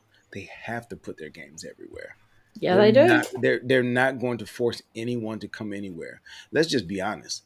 They don't have the sexy console. They don't have the sexy marketing. There's nothing there's I nothing mean, there's sexy. nothing really sexy about the PlayStation 5 either, to be honest. No, no, no, no, Looks no. like a No. fan.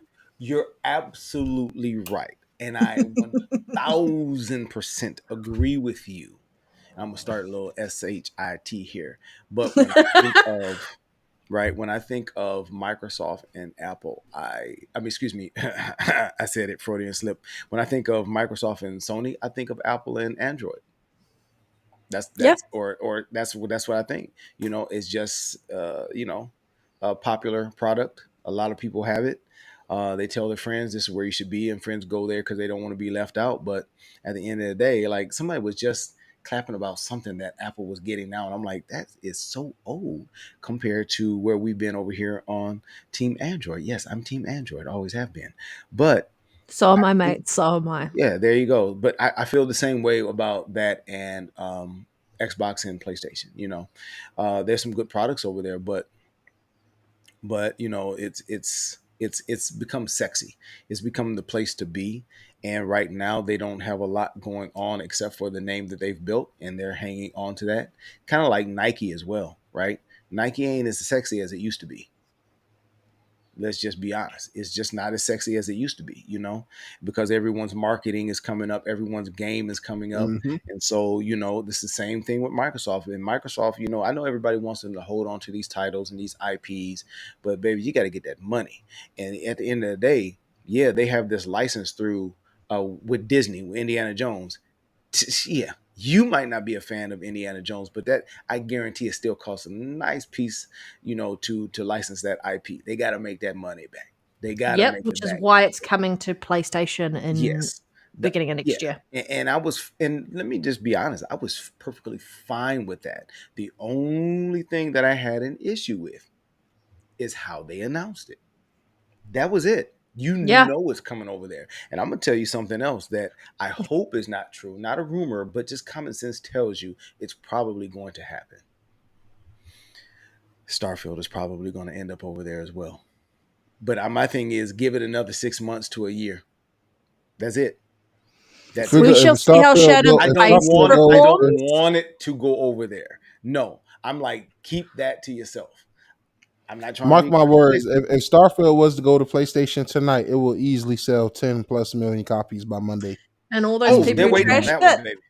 all those people who trashed it, no Yeah, It integrity. will immediately be the best oh, selling game they're on PlayStation. now Nero, you own it, baby. They are waiting for that one. They are waiting for that one. Now I'm Oh yeah. hoping that we don't get a surprise. Well, I hope so, Grizzly. I hope so. It's just one of those things that you know yourself if you've played the game and you did find enjoyment, that you know that there is something there and those fans would absolutely love that game. The masses who did not already have it through Game Pass or PC or whatnot, they would absolutely love it the way that a lot of us absolutely love this game. But I'm hoping that there is no kind of announcement coming up when with this Shatter Space and then they just kind of drop it over there. I would just be like, come on, let's not do that. Certain things, like Phil said, they hopefully are not going to mess with. I hope that's one of them. I hope it's Gears is one of them. Halo is one of them. I don't care about Forza, but Fable, keep that over here. Hellblade, it was already a multiplayer anyway. It's certain things, Doom multiplayer, certain things I think need to stay because that just needs to be where you play here on Xbox. Not just play best, but where you play. And other things, you got to make that money, baby. Get it on out there. And Mhm. so I think some of these titles that like Gears, oh, my I'm with you, E-Day, that's Grizzly. probably I'm the with you, perfect, Grizzly. yeah, that's probably the perfect new generation console. Welcome to Xbox. Gears, that's probably it. As far as a handheld as well, oh my gosh, I'm about to ramble with that, but they got to keep that here, and I'm hoping that, like I said, Starfield does not go over, but money wise, it makes sense. It makes perfectly good sense.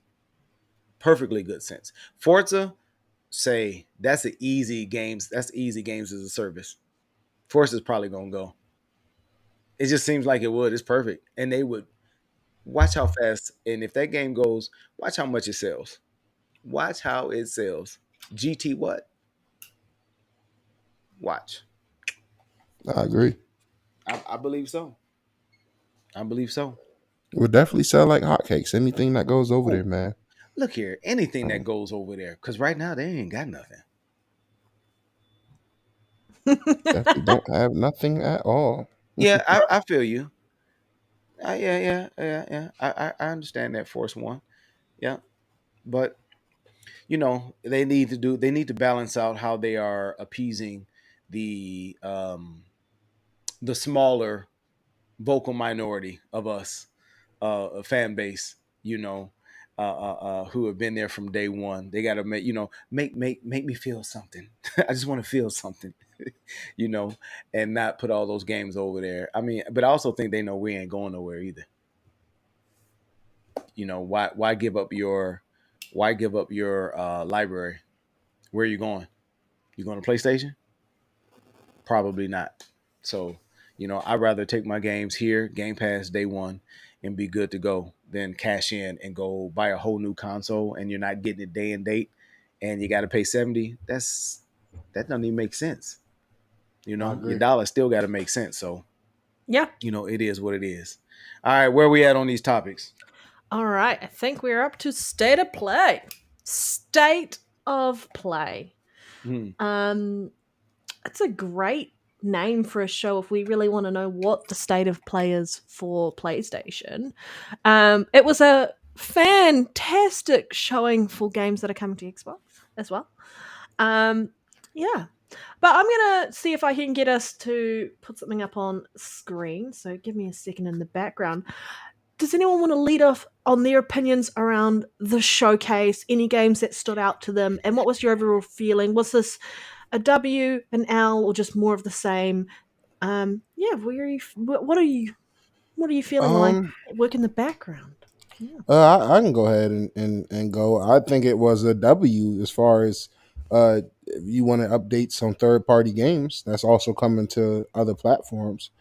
Um, a few of the highlights personally for me, I think the Midnight Walk looked at really dope. From Moon Studios, the creators of Lost and Random, which is a really Yeah. dope game. The whole clay and stop motion look was really really dope and well done to me personally. Now Hell Is Us is another really exciting game to me. It's pretty much a post apocalyptic game, pits players against faceless monsters, and it's a dope vivid landscape, and it looked really dope to me, and it has been since it got announced. Mhm. You know, they had the usual VR stuff, which I just do not care about.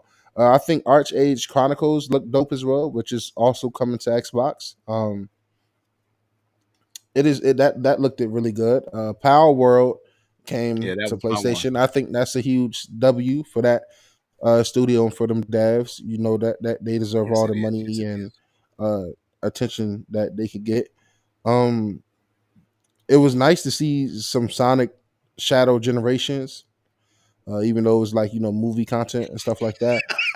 It was nice seeing Dragon Age, the Veil Guard again. Always dope to see that. Now I'm very very fucking excited because this was a huge W, guys. Alan Wake 2, the Lake House DLC.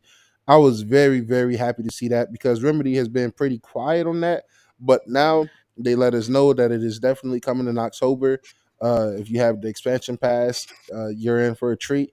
I believe it's going back to the federal building from Control.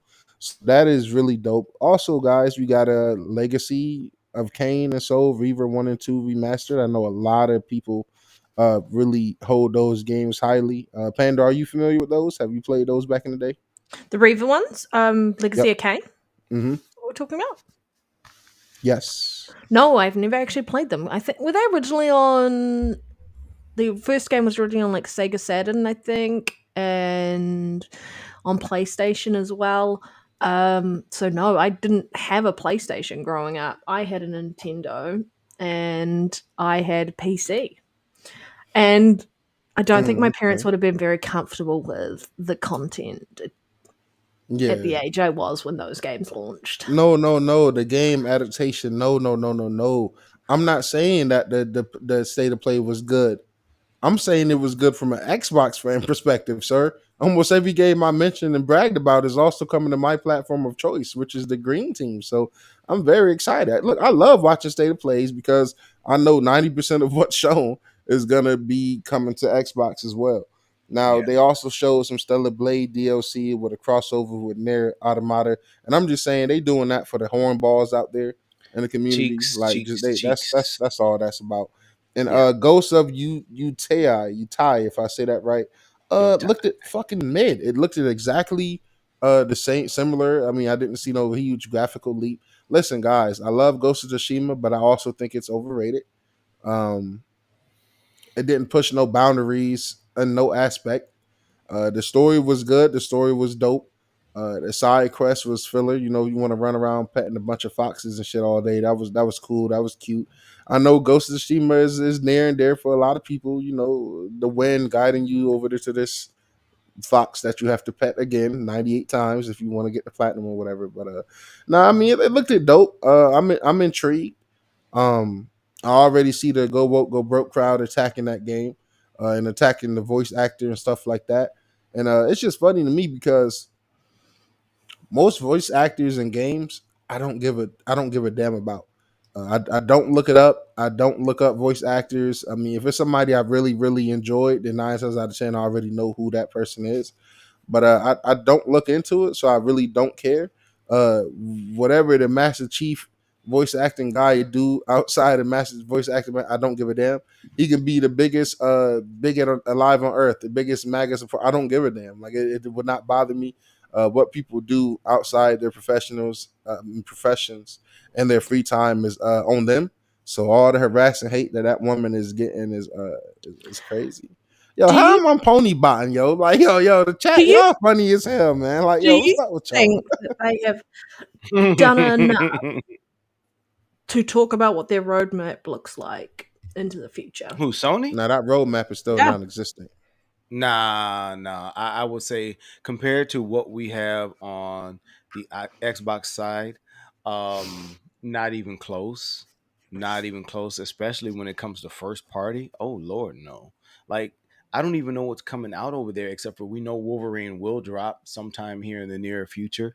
Got pushed back because of the big leak that they had.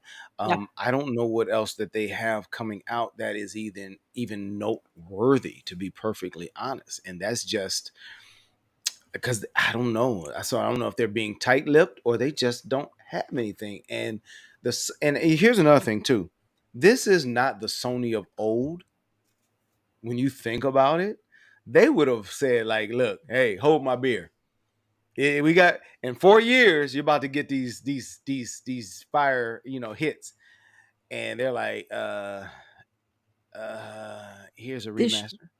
yeah, they're showing you know, everything in the space of 6 to 12 months, right? Which is what right? Xbox did when they had nothing.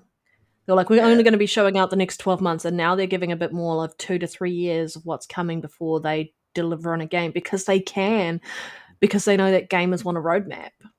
yeah. They want to know that I've invested my money into this ecosystem, and these are the games I'm going to be playing that warrant this investment this Right. many years later. Yeah. Yeah.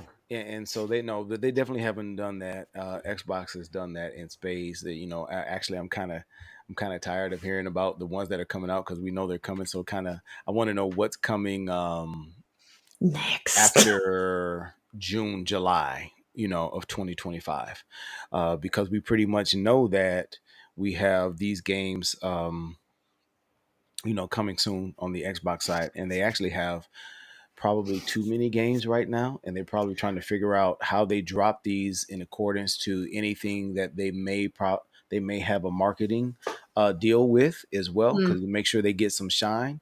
So they have to figure all of that out. They have to figure out what's dropping into Game Pass with the smaller games, the surprises, all that. So they have a lot to really work with, and not to say that it's too much, but it's definitely more than what they've had before, while still trying to figure out these acquisitions that they are going to make, and or be a part of.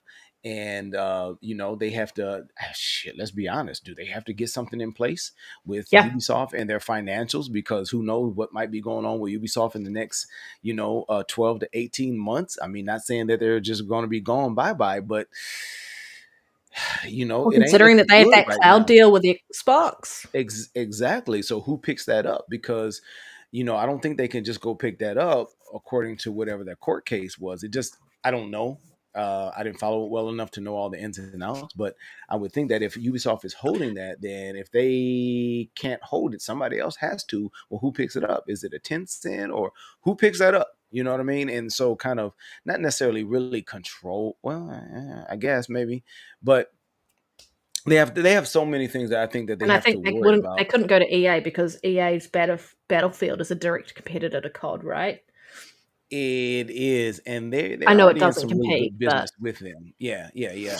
So, um, I don't know. We'll see. what was your take on the show? Like, what was, because let me set the scene a bit better for everybody. Is Mhm. this is a state of play, and there were some people hyping up the fact that we were going to get some game announcements because this was following the PlayStation 5 and Pro announcement, right? And so you would assume following a PlayStation 5 Pro announcement that the state of play might actually try and sell you on the Pro leading into November. This wasn't it. Mhm. And I think if I look at that as a whole, following that show or the announcement of the Pro, and then to follow that with this, what the fuck is PlayStation doing? In my opinion, You know what? I don't know if they know. I don't I, know I I either. don't know. I don't know if they know. Let's talk about, let's say, like with Herman Hulst. Hmm. Clearly, Horizon is his baby. Wasn't he a part of Guerrilla Games at one point in time? I think, and I can't remember. so maybe, but Horizon is his baby. Horizon is everywhere for whatever reason. It's like they are putting a lot of stock into Horizon. Um, I do think the Lego game is going to do very well. Yeah, I think it is, and Well, it's going to be I on believe Nintendo, man. it is going to be there. And guess what? My daughter, when she sees it, she's going to say, "Oh, Dad, that's the game that you used to play with the girl," and she may want it. She may, and if she does, of course, I'll get it for her. Right?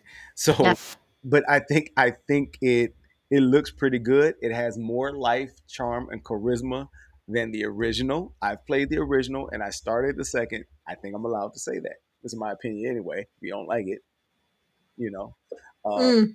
yeah, there you go. But I think that's gonna be dope. But um, where was I? Herman Host, that's his baby. It's everywhere. I don't understand why. Um, all these remakes and remasters with that game. It's not that old. I can go down the list, but then there's Concord. There's Concord. There's Concord. And Herman Holtz was pushing that game.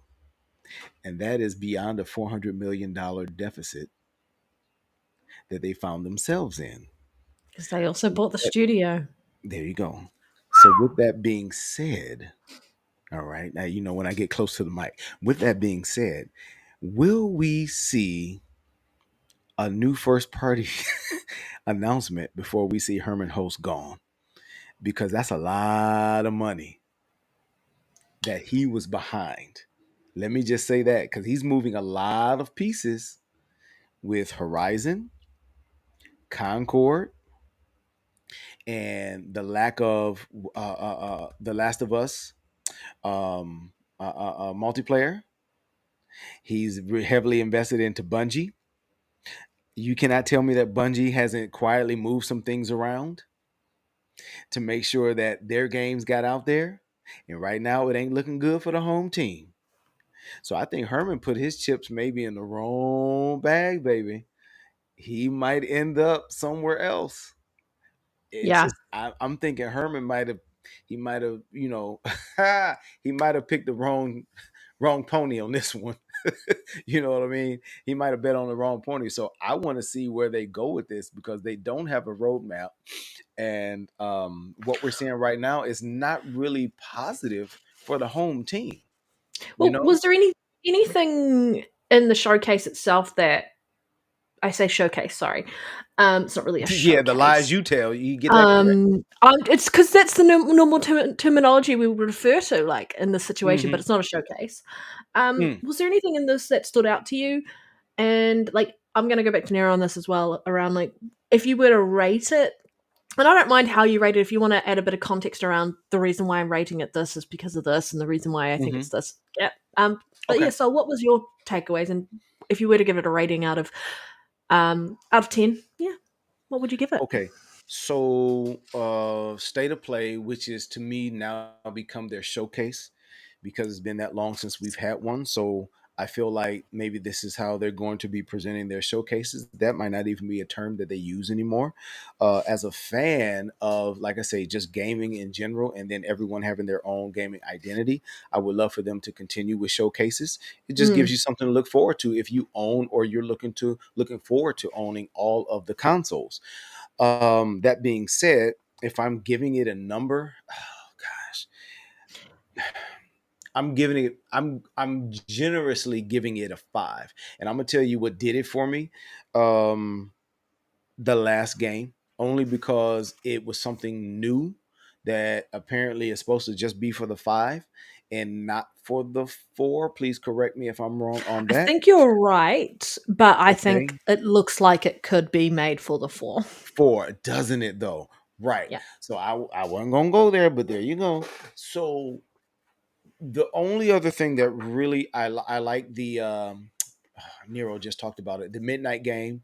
I thought that looked pretty dope. I like games like that. The first thing I thought of was gosh dog it, Raz, Psychonauts, right? Psychonauts. Yep. Yeah, yeah. So I thought that was dope. I like that. I really liked but I think it's also coming to Xbox. Was it Archage? Arcade or something like that. Oh, Arcade. I thought that was pretty dope. Archage. Sorry, is Archage? Arch. Okay. I don't know. Arch. Archage Chronicles 2025. Archage. Yeah. I like that Yeah. one. Um, And if I were a fan of VR, Hitman, because I like Hitman. Yes. Yep. True. I absolutely love Hitman. Even Outside of that, Metro VR was quite. I was yeah, surprised. that Well, was I wasn't that surprised, yeah. but I was. So those really kind of gave me the 3 points if I'm giving them five, and I think you got a couple points for that last game that they showed. I mean, I wasn't overly impressed with it. I just figured out, okay, they're just going to continue the story, but I did wonder why it wasn't Jen's story as opposed to, the new character, which is perfectly fine. I love new stories, but I didn't finish Ghost. I'm just going to be honest. I didn't finish Ghost. Um, I just it started to You follow ain't for missing me. much. It started it started to follow the same over the shoulder third person deal that Sony has. They didn't really differentiate, but it was the best to me. Oh, it was You better mean than it had God of all those War. check boxes? Yes. Yeah, it was Yes. better. It was better This. than God of War. I think I its enjoyed it better than art God of style was War. I agree with fantastic, that. though. I put God of War Its art down. I was direction. like, Its art eh, direction was great, though. Like the way I, they Yeah. it was. designed It was dope. ghosts, so good. But it was something about it that I just did not Connect with. connect with. And the thing is, hey, gray bears in the house. But the thing is, What's up, Hunty? I don't know, I just didn't connect with it. And the thing is, I thought I was going to connect more with that game being We're good. being a dad, not a dad of a son, just a dad. Right. And I didn't connect like I wanted to, like I was hoping to. So I don't know, maybe somewhere down the line I pick it back up and maybe the connection happens then. Mm, I don't know, but no, that's if I'm giving it a number, since you're forcing me to give one, I'm saying about a five, and I I think think I'm that's a being fair. generous with I think I'm being generous with the five, Yeah. right? And I'm trying, like I say, I'm trying to remove um Bias. any bias. Yeah. Honestly, I try to look at games when I get down to it. Okay, what did I find fun about it, and it didn't hit home for me, but wrong. It could be wrong time. Might pick it Yeah. up later and be like, this is it. But God of Fair War enough. 3 was fire. Nero, I can't remember if you did give a score. Did you give it a score? I can't No, I remember. didn't I'm give sorry. a score. I did give my What would you overall give it? arching thoughts. I would so from a Xbox fan perspective, you should give it a 7. It's a lot of good third party games coming from a PlayStation fanboy centric. Excuse me. If I was only a PlayStation 5 owner and gamer, I would walk away giving this showcase no more than a 3. You have the PS5 Pro sitting right there, and you should be able to show off any game that's coming, and it should be dropping jaws, right? I almost said draws. My mind is really in the gutter, right? But it should be dropping jaws, and the new Ghost of such and such game just did not do Ghost that of for me. Yotai, I think. I Yeah, think. Did you say Yotai, like Yotai? I it just actually have no didn't do idea. it for me. I enjoy Ghost of Tsushima. It's one of my favorite games from last generation. But with that being said, it is also one of the most overrated games from last generation. Um, it barely did anything better than what the average Assassin's Creed would do, in my humble opinion.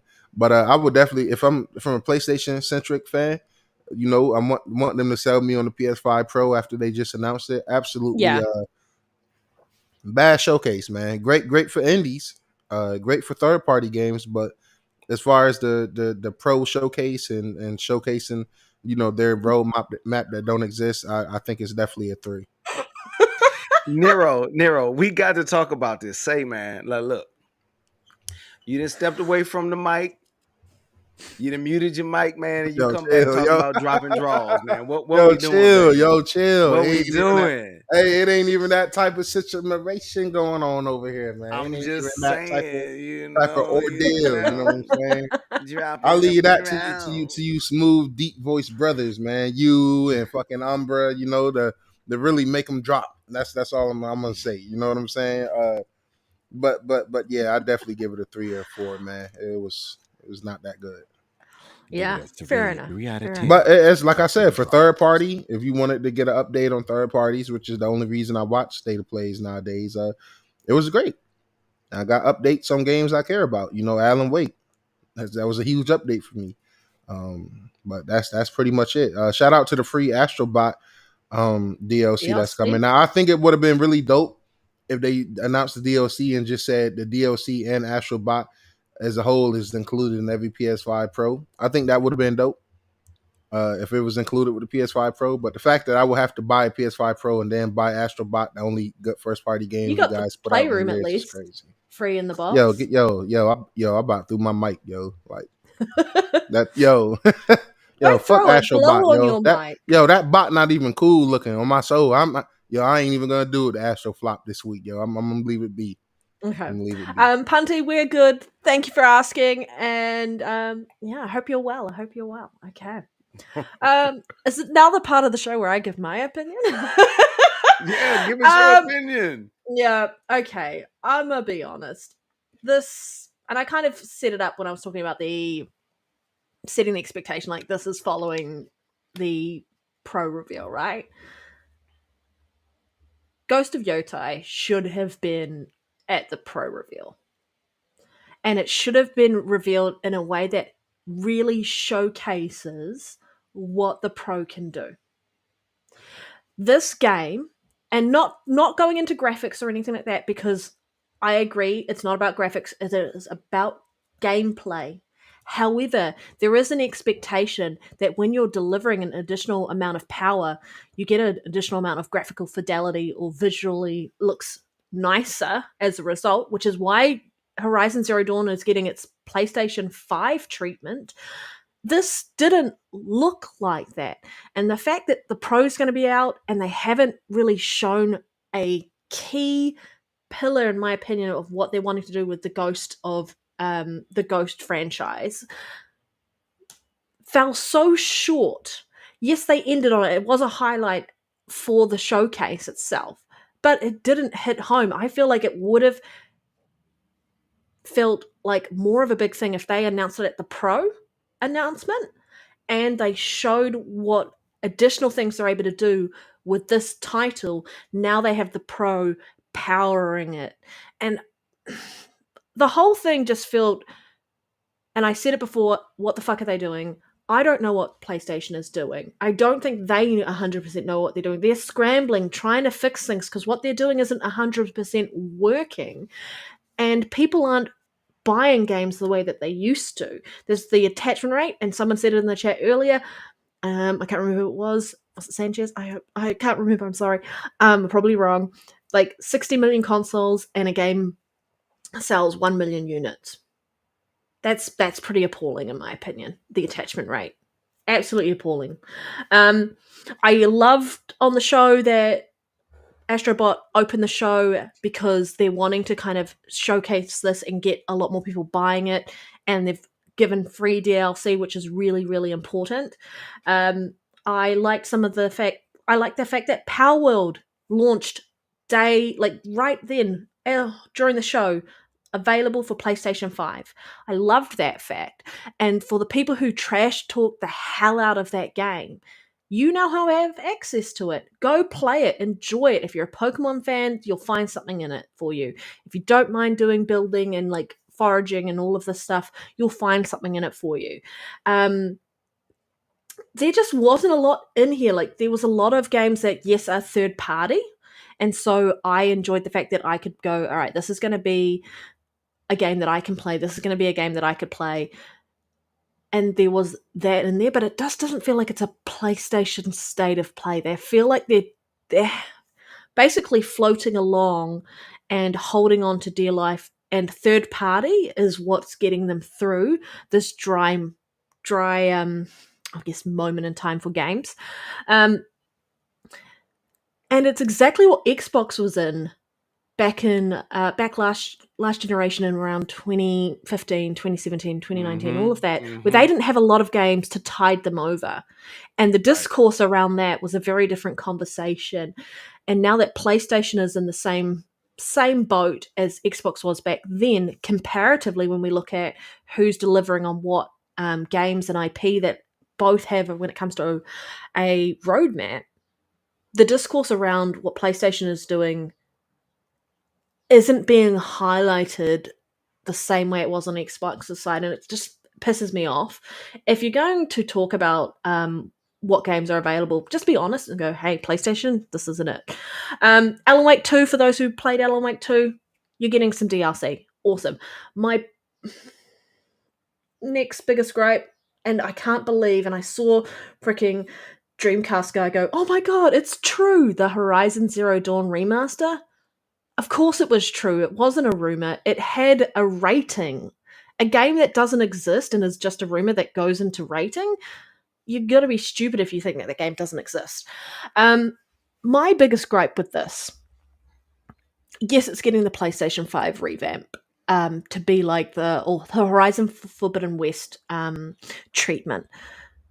The fact that unless you can buy this game physical, like the PS4 version physical, so $20, and then you pay for the $10 upgrade, or you originally owned it that way before they put the price up, because they've actually put the price up of the base game of Horizon Zero Dawn.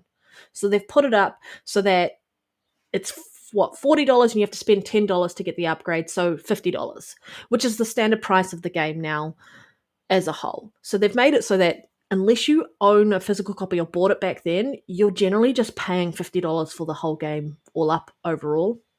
It's kind of a shit experience. This should have been a free DL, a free content, a free upgrade. Mm-hmm. I know how much time it takes them to deliver on what they're wanting to deliver on, but the fact that you're putting all your time and energy and money into remastering this instead of coming up with a new game or something else and really giving inspiration to people within your ecosystem to encourage them to purchase and stick with them, like I said last week, they feel like they are creatively bankrupt. Yeah. This showcase did nothing to move the needle. Yeah. I like some of the things that were on there. I like some of the things, the fact that they were coming to Xbox, coming to PC, coming to Nintendo. Mm-hmm. For example, the Lego Horizon game, which I think is going to be a fun as hell game. I'll probably pick that up on my Switch. Yes. Yep. But it wasn't worth your time. And like I said, following that pro reveal, this is what they showed. Where are you in the realm of reality that you delivered off the back of that showcase? If y'all buy that Horizon Lego game, man, y'all ignorant as hell, man. Hey, she's got she's got personality. She's got personality as a Lego character. She got personality. Chat, they bogus as hell for that one, man. They bogus. If the chat is honest, they will say, you know what, it does look fun. Period. Hey, Lego games are fun. I love Lego games. Let me tell you. Yeah, that last Lego Star Wars with all of that was fire. Panda, if I can, let me jump in here. You're good, and then I'll give my rating. Yeah. Here we go. And I'm not going to, for those who don't know, who aren't aware, here we go. The Horizon Zero Dawn pricing. WCCF Tech has pointed out that originally priced at $19.99 on the PlayStation Store. Chat and can hear you. Sony, they can't hear me? There we go. Sony quietly increased that price tag on September 25th to $39.99.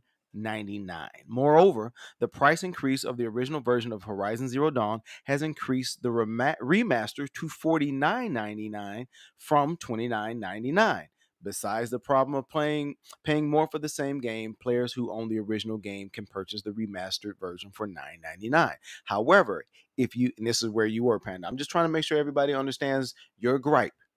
However, if you own the original PS4 game on disc, you love your discs, and now have a digital PS5 or the coming PS5 Pro without the optical disc drive, you won't be able to play the original game or take advantage of the $9.99 upgrade price, as you won't be able to verify the purchase. Let me read that again. As you won't be able to verify the purchase of the original game by placing in the disc. This Ponzi scheme. This scheme forces gamers making the transition from hard copies to digital to head over to the PlayStation Store and purchase a $49.99 game that was once $29.99 a $29.99 game or purchase an optical disc drive for their console. It should be noted that this is the first time Horizon Zero Dawn Complete Edition has experienced a price jump in the last 6 years. So I just want to bring that into perspective for those who did not know or weren't aware of how grimy this really is. It's so grimy, you need lava soap to get the dirt off your hands. Those who are old enough, you understand what I'm talking about. Those who don't, Yep. well, check into it. Google that shit. So, do you want to quickly read out Red Wolf's super chat and answer his question? Hey, I will. Red Wolf with a lovely $5 super chat. Did you know we are just 33 days from Dragon Age and 53 days away from Stalker 2? I gotta hear Soul's take on both of those games. Hi, oh, hey, that's why you had me read that shit. Yes. Yeah. Yeah. What's up, Red Wolf? What's up, Red Wolf? Man, 33 days. That's a good number. And okay, 53 days away from Stalker 2. I am excited for both of those. And you all know, those who know since I've been here, not the biggest fan of first-person shooters, but I'm really looking forward to Stalker 2. There's something about that game that has really kind of got me excited. It's I don't know what I've seen so far. I'm impressed, and I really want to get into it. Tipping around corners, trying to see what's going on. I'm a gamer's gamer. I get into it. I hit the lights. I'm all in there with the headset and the darkened lights and the mood. So I really want to get into that. It looks like it's going to be really atmospheric. So I am interested in seeing what's going on with that, especially with the paranormal world that's going to be taking place. So that is my interest. And then Dragon Age, I'm not going to lie, that's going to be my first one. And so it's looking pretty interesting to me with that. It looks like the fighting system is very reminiscent to No, it's just like Guardians. Dragon Age 2 and 3. Okay, so what's he? Guardians of the Galaxy. So is it like that? Is that how it was? You have your So main it's that character, and tactical then the other side of ones it. kind of come in. Okay. You can control all your characters. Okay. See, so I'm So you can okay. choose where you want them to go. You can choose what abilities you want them to use when. They are also when you're running around free roaming, like, and you're not in the tactical side of things. Okay. Yeah, it's very helpful if you need to move characters in certain locations. It's been a big thing from like Dragon Age 1 as well, but they kind of reiterated on top of that in Dragon Age 2, and then Dragon Age 3, and then Dragon Age 4 is obviously going to be the next version of that. But yeah. Okay. It's Well, great. I think it's looking. Thank you for clearing that up. It is not changing my opinion. I'm still picking that one up. That will be one of those purchases outside of Game Pass. I am a fan of different art styles. And so the art style for me is intriguing. Hold on. My phone is picking up. It's trying to talk to me. Damn AI. All right. Skynet, baby. It just started talking to me. I'm like, it was talking to me about a Veilguard. It's crazy. Sarah So Connor. yeah, that is crazy. I'm like, so anyway, no, I love art styles. I don't need the, hyper realistic graphics. That one looks really, really dope to me.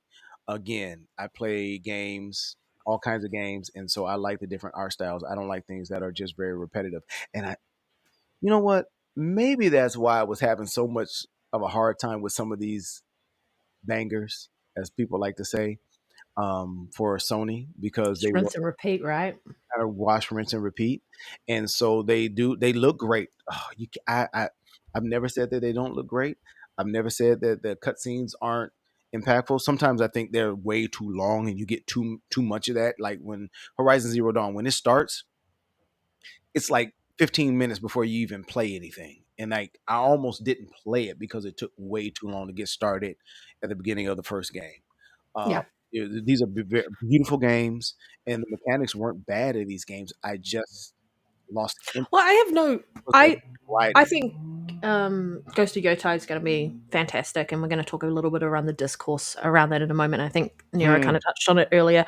The PS5, the PS state of pay, because it is a state of pay in my opinion. Basically, if I look at it as it is, I'm going to be real harsh on it. I'm gonna go with a 4. I mean, I feel like it's better than some state of plays have been in the past, but too many remasters, too much crap that didn't need to be in there, not enough PlayStation in its own state Mm. of play. It felt very devoid of the essence of what PlayStation is, and it's like it had no identity of its own. And even the impact of Ghost of Yotai wasn't there. And I think that game is going to be great regardless because people do love that franchise or that IP, and it's going to move forward. If I look at it from a whole as a gamer just in general and go, okay, what's there for me to play? Then I can go, okay, this is about a 5 or a 6 because there's games in there that I can play because they're going to be coming to Xbox, they're going to be coming to PC anyway. But I guess my biggest gripe with Ghost of Yotai is actually just the community discourse around the fact that the main protagonist is a female. Go What ahead, the Panda. fuck is wrong Let with the it out. community that they're upset that there is a female protagonist? 50% of the fucking population is female. Mm. So why can't there be a female protagonist in a game? We've had them for decades. But for some reason, there is a part of the community that just feels disenfranchised and being wronged by the fact that they have to play as a female character. I know plenty of guys that I game with who are like, I'd rather look at a female body than a male body when I'm playing a video game. Fair enough. I don't blame you on that front. But it's like the reality of the situation is there are more female gamers playing than ever. And the fact that you can identify and play a gender that you identify with, what is wrong with that? Females have been forced to play male genders for how many years in games where there is no choice, and now you're complaining because, oh, there's a female that you have forced to play as. Panda, Where you was your better complaint shut your when mouth. You females were better forced to shut your play as mouth males? now. It just pisses me off. Like, people were bringing up Fable. I'm like, the first Fable, yes, you had no choice. But the second Fable and the third Fable, you could play as a male or female protagonist. They gave you choice. People were like complaining about the female protagonist in Assassin's Creed Shadow. They were complaining about the fact that there was a black protagonist in Assassin's Creed Shadows.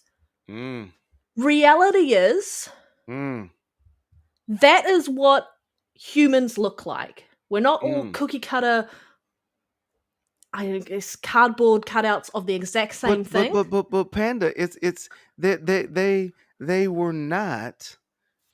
Yasuke may have been around at that time, but no, wait a minute. He was just a retainer. He was just this.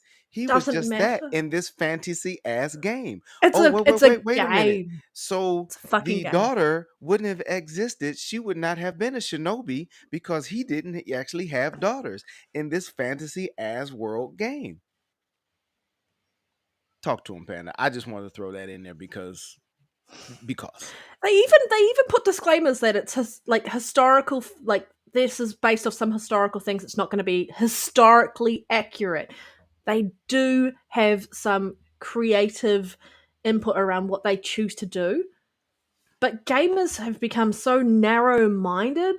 And I hate this word, and I hate this word so much because it's so reductive and it's not being used in the right way. The fact that people call woke everything, no one was calling it woke. Like Tomb Raider exists, people weren't calling it woke. Like that's the annoying thing is we have female protagonists. As a female gamer, it pisses me off to hear other people that I could potentially play games with trashing on my gender. How do you think that makes me? Reality exactly. That's is, what I'm saying. Well, guess I'm not what? trashing on men, and I don't You remember plan to when ever. Tomb Raider came out and she was really pixelated and the guns weren't the biggest thing on her. Nobody had a No, problem then. no. I'm surprised I she could fit mean, through so anything. exactly. I mean, so when you look at the character designs, you look at these character designs, I don't know. It's very disheartening. It's disappointing. Your views, at least mine, on things, they were never like what we see in media or Twitter or whatever, social media and all that. They've never been like that. But I tell you what, I know I talk about it all the time. But Hmm. once I became a dad, boy, and a girl dad, changes everything. It changed me. Let me just say that.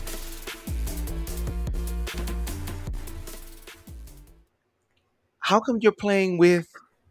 And I'm like, well, I like the women better. I'm like, they usually move faster in fighting games. You know what I mean? And I just think it's cool to play with them.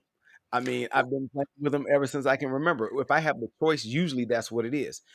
It's not about whenever I have a character creation, I never make them bustier, hippier, bottom heavy.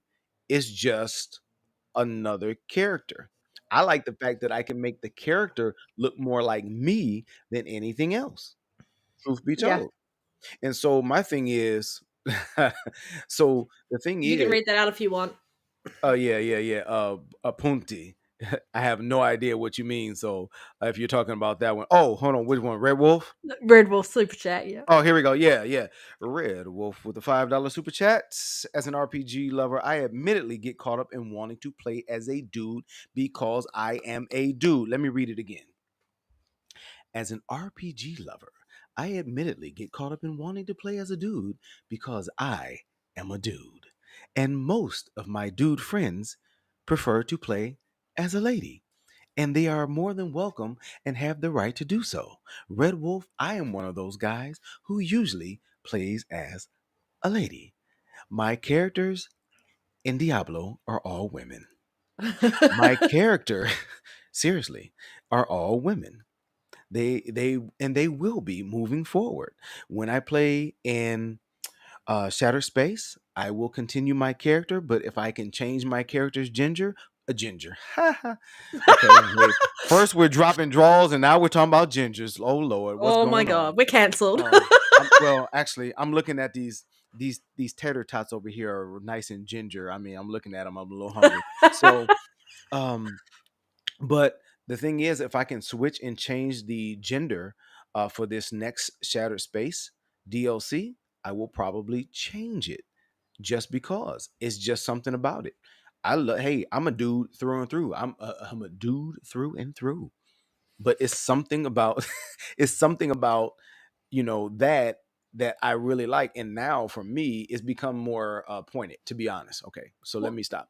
It's more pointed because I really like the fact that my daughter, when she watches me play some of these games, not all of them, that she gets a chance to see someone like her on screen, so she can see herself South in of the game. Midnight. There What you she go. can Oh, watch of it. What she yeah. can watch of What it. she can South of Midnight for sure. Any and every game where she can see herself, right? Where she can see herself, I love to make sure that she can see it. Not every game is always woman. I mean, even when I do have some choice, but I 50-50, and I don't have a problem with it. Never have, and I never will. So, Infinite I, Umbra, he like Umbra has said here, he prefers to play as a dude, as I'm a dude, and tend to create them based around me. But I have zero issues playing as a woman character in whatever game of their static creation from the devs. So yeah, basically, for those, he's just saying, hey, if it's a static character, I'm all in. No problem. About to enjoy this game. And if it's not, I'm creating a guy. No problem. And that's what you should do. You should play the game as a you want to play. representation of yourself or how you want to play the game for whatever reason. The And fact folks that should they're be okay with voicing that. their opinion and like trying to put their agenda in around what they perceive everyone should be playing. Let people play the game they want to play. You're the people who have an issue. Just keep your mouth shut. That the Exactly. people like. I'm a. I when I play video games, I always look at both genders if there's an option, and I see which ones have better customization options when I can design my character. Mm. I look at who does better around the clothes fitting. And then I decide like how I want to play it. Some like in Mass Effect, I'll be honest, that was who I could romance. So I always play as male shepherd because I can romance Miranda. Okay. I Okay. can't romance Miranda as female shepherd, so I don't play female shepherd. Gotcha. Okay. I got you. But like that's how I play video games. Like, and so I have no issue with anyone picking anything. I take issue with people who are making complaints just for the sake of complaining. Right. And that's what it feels like. They're complaining for the sake of complaining. Right. Yeah, and that's definitely what it feels like. I mean, my thing is just, just shut up and play the damn game. Either you're gonna play the game or you're not. You let your wallet speak. Yeah. Let your wallet speak. If that's not for you, then hey, you voice your opinion, but at that point, keep it moving. Just keep it moving and tell us with your wallet. So, hey, but in Starfield, um, I know they're probably going to get more into her story because she's of House Varun, but that's who I really wanted to romance, to be perfectly honest. What's her name?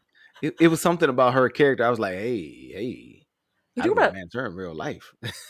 which character? You talking about um, Andrasia? You What talking about exactly? Andrasia, Andrasia, right? Andrasia. Yeah, Yeah. yeah. Yeah, That's yeah, Bay for sure. That's definitely yeah, yeah. So I like Cyberpunk, Pan Am. You have to be Yes, male. yes. Male to romance her. I was like, what? I'm still waiting for a nice sale to pick that one up so I can get into it. I Okay. want it with the DLC nice sale. So if you all Oh, chat, I picked up the DLC. if anybody has a good deal on Cyberpunk, including the DLC, all of the DLC, please let me know, and so I can go ahead and pick that up because I really want to get into that, but I ain't trying to pay full What do you mean price. Panda's voice 30,000 feet? What? I'm so confused. Clarify. Fuck Hello. you. Sorry I'm late. Still on my holiday. Oh, you're flying. Okay, that's why. That's why. I also wanted to call out a point that Umbra made in the chat around it, like the agendas behind the devs. And I think that's a really good call out. And we've talked about this multiple times, and Nero and I are both 100% in agreement. Is if you're going to do characters, you need to make them 4D rather than 2D. You need to make them like right, fit, and they match the story you're trying to deliver. Mm, Because gamers can feel when it's disingenuine. We mm, can tell that that Mm-hmm. something is off, and it breaks immersion. And so as long as they don't break immersion and these characters feel like they're fully fleshed out and such, then you have us. We're sold. But the people who are just looking at it and judging a book by its cover, the game isn't even out yet. right, Grow up. right. We're adults here. There we go. As we should be, right? Mm-hmm. We should Sorry, be. that's all I want to say on everything. I'm No, it's heated, all pissed good. off, Hey, annoyed at the PlayStation showcase because it just devoid of PlayStation. Very hollow. hey, I wanted to ask you something, and I know we're getting ready to move on to another topic, but how? Because I can't answer this. Maybe somebody in the chat can. Maybe Nero. How does PlayStation become the PlayStation of old? Are they past that point? Can they go back? Because let them tell it. They don't have any IPs. So if they're not going to use the IPs that they have, and they got a multitude of IPs, I was just like, that's crazy. But how do How do they they go do it? back to being how do they go back to being PlayStation? The PlayStation that people fell in love with, because people didn't just fall in love this PS4 generation. No, PS2 is where it it really was it took was off. more like PS2, right? PS1 at the end of PS1, PS2, right? So how do they go back to that? Diversity. Diversity of IP. I feel like they lost that. The PS3 generation towards the end, the way they delivered on the PS4 generation with just the over the shoulder, story driven, dad simulator, bow and arrow. If like it just felt like they were hitting check boxes, and it just felt like they were delivering the same sort of game with just a slightly different story, a different Mm-hmm. look, different characters. Mm, But it felt so linear in regards to PlayStation's direction. And I feel like as a result, some of the gamers in that community had a very narrowed idea of what a good game meant, which is when we had the whole issue around the game doesn't like PlayStation does all the best looking games, and it's like, um, you can have all the graphics you want. If the game isn't fun to play, piss off. Yep. Um, and PlayStation lost that when we saw them sort of cycle down on indie games, they are starting to cycle back up again, in my opinion. But like just the diversity on the IPs that they had, and they have that in their whatever chest in the backlog, wherever, somewhere out the back, they've got all these IPs sitting collecting dust, and people are like, well, they didn't sell that well anyway back then. It's like, that was back then. We have a new generation of gamers who are wanting to experience something that they haven't necessarily experienced before. You could pull something else out and dust it off. We're looking at, on the Xbox side, what they're doing with Perfect Dark. Mm. A reboot. We looked at what happened with the reboot of Tomb Raider. That reboot was fantastic. And I do agree Yes, that it the was. reboot of God of War was great, but doesn't hold a candle to the original fun that you had on the God of War trilogy. And so PlayStation has really stagnated, in my opinion, and they need to go back to delivering a multitude of experiences for every type of gamer that they have in their ecosystem, and they're not delivering on that. And that's where their PS Plus could come in. This is what Game Mm. Pass has done for a Okay. lot of Xbox gamers. There are plenty of games I would have never touched without Game Pass, because I thought I knew who I was as a gamer.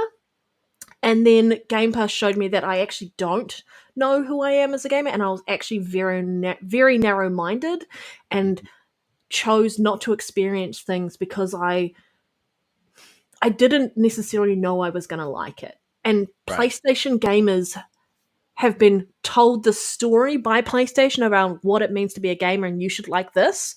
Mm. And they've now shooting themselves in the foot, in my opinion, and gamers aren't here for that anymore. That's my thought.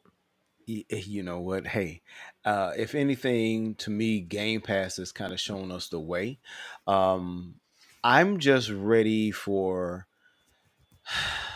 because I absolutely agree with you. Before I get going, they've lost their way, and I hope for this generation of gamers, um, because I think variety is the spice of life, especially when it comes to games, and we're gonna find that a lot of these games are going to be on all the platforms, right? Yep. And third party games definitely should be. And I Yep. definitely think there is more than enough. There's a place for first party games to stay on that particular console for exclusivity. It drives you there. And I really hope Xbox and PlayStation uh, find that quirkiness, and hold on to it, because I think those are the ones that, like right now, we've been talking about how we find all these hidden gems in Game Pass, and Game Pass has been really good for that, and it makes it fun. And I hope they can find that again. I think when Xbox releases this darn handheld, I hope that they just have a barrage of these games that most people would say would be smaller games that they really highlight as being like one of the reasons that you should pick this up and play on the go. I hope they really highlight those games like the Cult of the Lamb or the Plucky Squire, even though I know that's not in Game Pass, which is a really dope game, by the way. It's a really dope game. I am definitely enjoying that. I know Umber was playing that, and I'm enjoying it even more than I was last weekend. It's just dope. But I'm hoping that they get more into the Death's Door or the Tunics, all these different games. And so I hope that they highlight these games, especially if they're in Game Pass, because I think Game Pass and that damn handheld, if they market it right, it goes hand in hand. And they Yeah. really haven't even tapped into the mobile market the way that No. Artful Escape, that was dope. Um, Yeah, I really enjoyed that game. yeah, my daughter loved that, and so I hope that they get their marketing I think in line with what they're going to be doing. I don't think they're there yet. I feel like they've lost that for the players.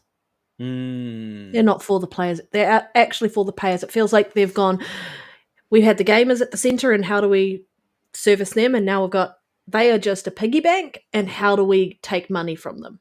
right. That's what I feel like. They need to go back to what they focused on, and why they did so well in the PS4 generation, because they lost it in the PS3, and Yeah. they went back into that in the PS4 because they had an opportunity. They saw Microsoft made a mistake, and they were like, let's pounce, let's kill them. Yeah. And they did it. And then this generation, what the fuck? PlayStation ignorant again. And I, wa- arrogant. I want them to take a page out of Microsoft's book with Game Pass again for the gamers, for those for the gamers, those who love to game with the variety. I just need Microsoft to do it better right Yeah. now. If I'm going to be biased, let me be biased because they need some shine for all the great things that they're doing within Game Pass and what you are getting, regardless if you feel like, well, it's not enough first party games dropping in the Game Pass. There is a lot that drops in there for me that is definitely worth the value for me. And just when these first party games start, the bigger first party games start to really Yeah. drop in there, then it's going to then skyrocket. So I understand when people say that, but I hope that Sony can get their stuff together and give people that kind of old feeling of the joy and excitement of being a PlayStation only gamer, if that's where you're going to game, because they have a lot of great stuff over there. But right now we're not seeing it. We're seeing it, like you say, a lot of wash, rinse, and repeat, and it's very unfortunate for the gamers who It's like watching a movie in black and white and then suddenly there's color, but it feels yeah. like PlayStation's devoid of all that color. And it's still Ooh, they're that's good. still making That's games. You can good. still watch it, you can still play it, but it's just missing life. Ooh, There's that's just something good. there that's not there. Yeah. Panda, I like that. I like that. That was dope. That was dope. That was Nero, dope. are you back? I assume no, he's gone. He's gone. Okay, he'll be back. I don't yeah, he Yeah, he put in there the storm is power taking him outages. out. All right. Well, we Yeah. can jump into. I've put the feed the panda up. We can jump into our last topic. If we have time, we might do a quick conversation about StarCraft. But Xbox Tokyo Game Showcase highlights and reactions. Have you had a chance to watch the TGS showcase for Xbox I side? did, but I What were didn't you get a doing? chance to go back today. I had a pretty busy day to kind of go back and make sure that I tighten up my notes, and so that did not happen. That's okay. But if I could just Off the speak to cuff. this off the cuff, I like to go off the cuff. I'm shooting from the hip, baby. Let me go get my 10 gallon.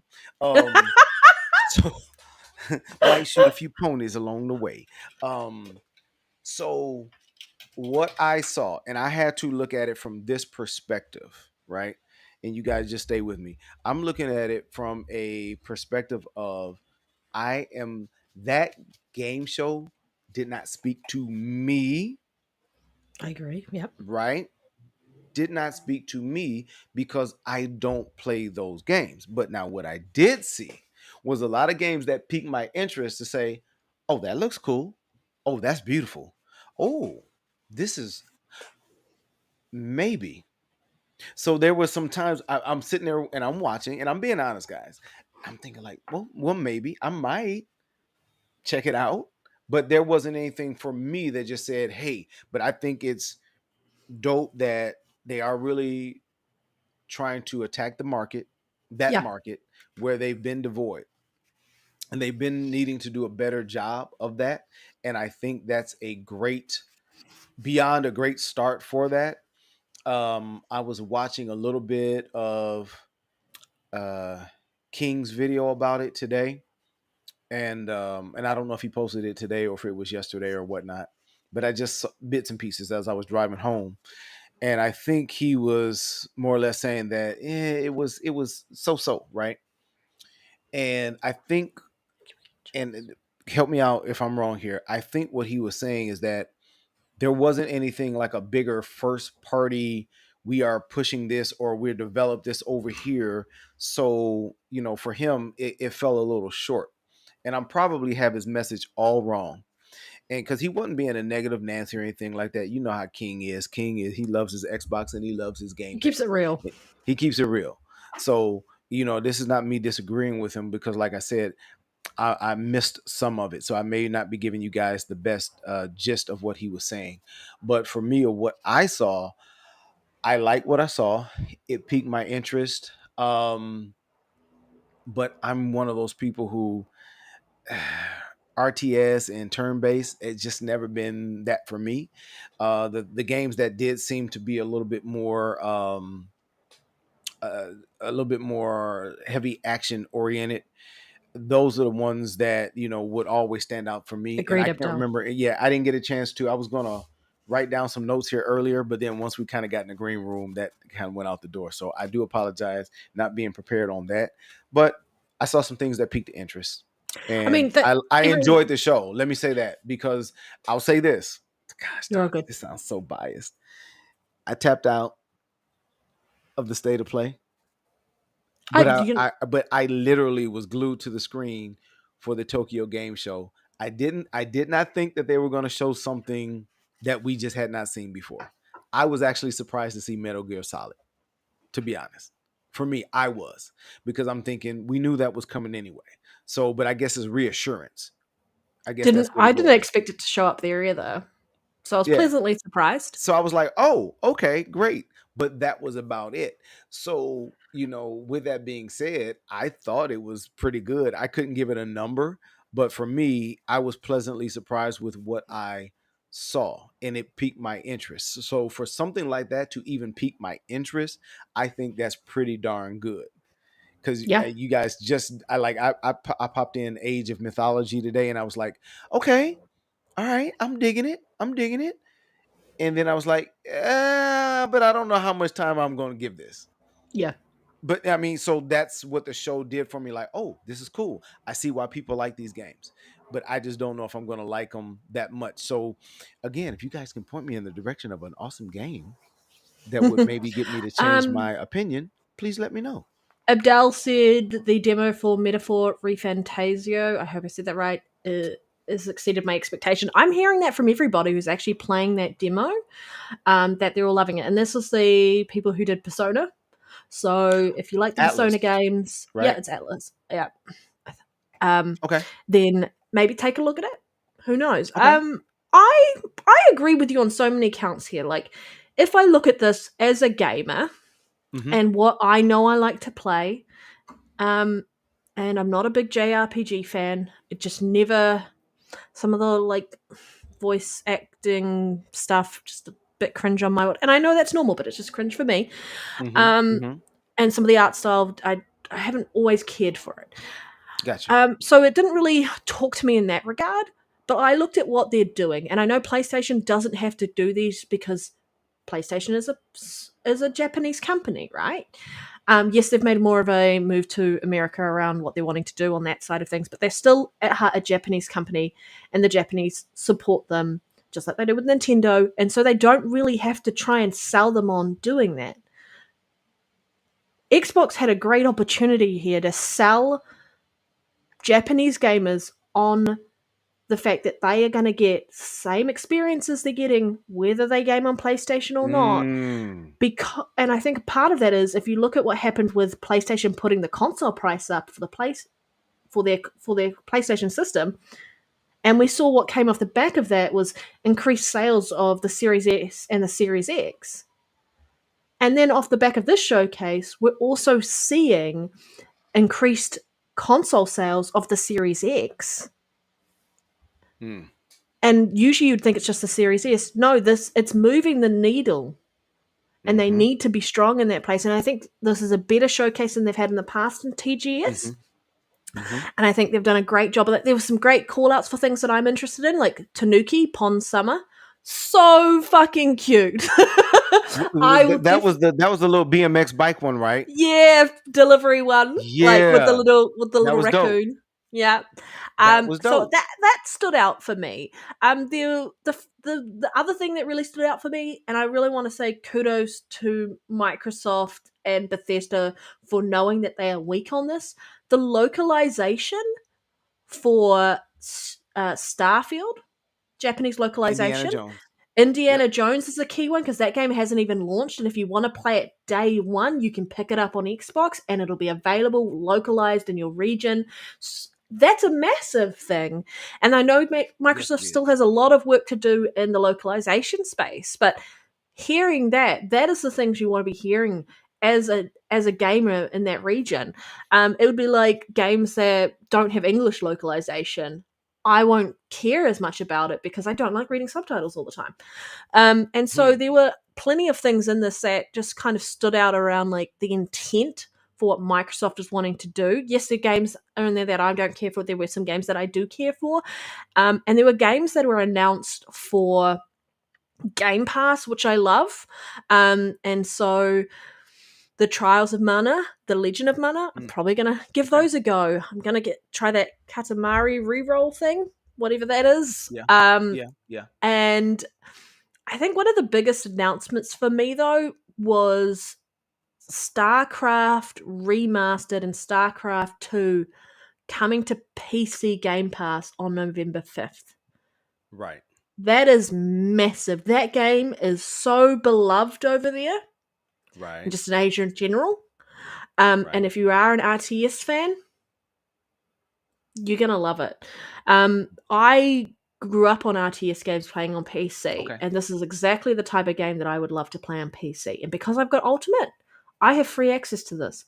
See, There'll be plenty of people who already bought it, who already have access to it, but for those who haven't picked it up and potentially have PC Game Pass or even Game Pass Ultimate and want to give it a go on PC, they can. They're doing good things. I feel like it was a good introduction to Game Pass for people who aren't really aware of Game Pass. Mm-hmm. And there is a lot more discourse happening on Twitter at the moment and just in general around Japanese gamers wanting to know more about Game Pass. So they're starting to move that needle. They're starting to get that recognition. And I feel like the marketing is finally getting to a point, and hopefully we're going to see this momentum keep moving. But that is key. There's so many people who don't know about Game Pass. How do they move that needle? They need to do things more like this. PlayStation doesn't need to. It's universal brand. Right. But Xbox really needs to push Game Pass as a brand everywhere that they can, and just drown it out to the point where everyone knows what it is and no one can deny the value that it is.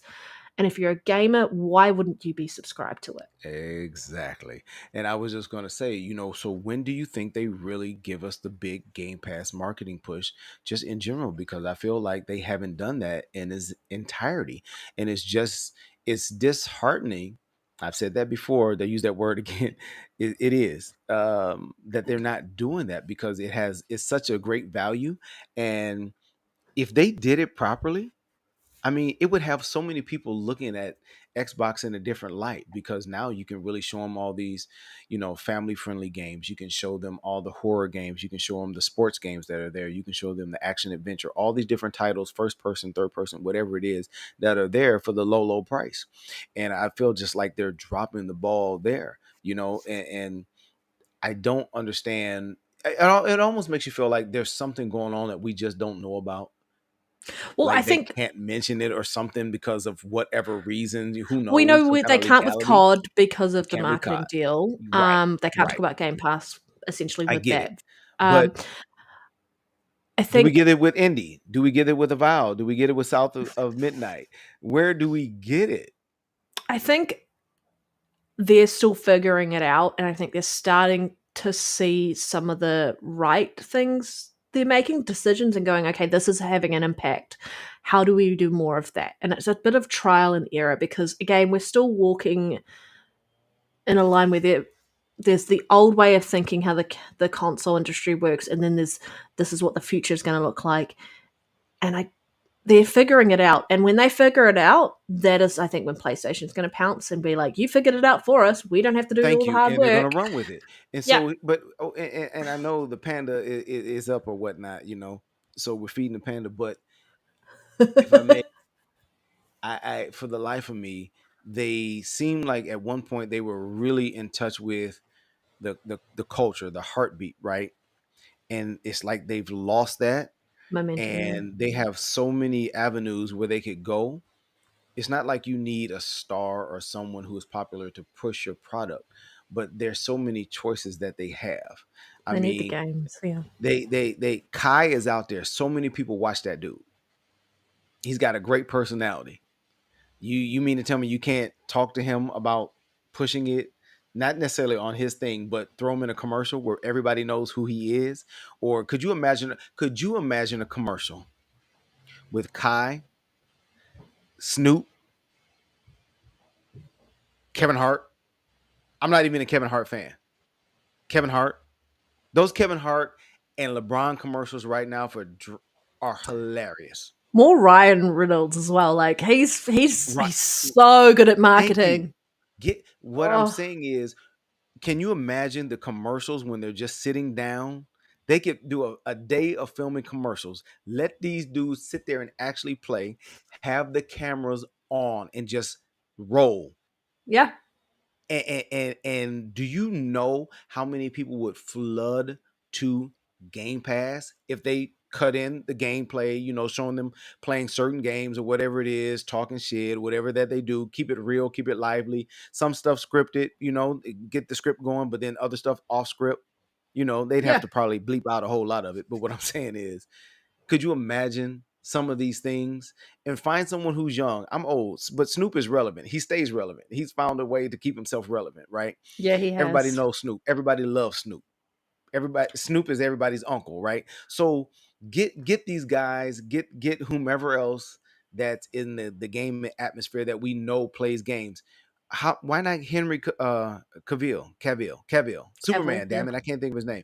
I mean, get people who play games because they're going to be passionate about it. And Even at the end of it, because he's a PC gamer, right? PC Game he's a PC Pass. gamer. Yeah, but there's PC Game Pass right there. So I mean, I'm just saying, can you imagine them passing the mic? What we used to say back in the day, pass the mic with the controller or Yeah, whatever, and you're just going from house to house to house, and it's showing all these different games while they're passing, more and of they're a playing. grassroots type. That's it, and everybody's like in the chat, and that's a great way to talk about Discord as well. Hey man, come on, the Yeah, integration.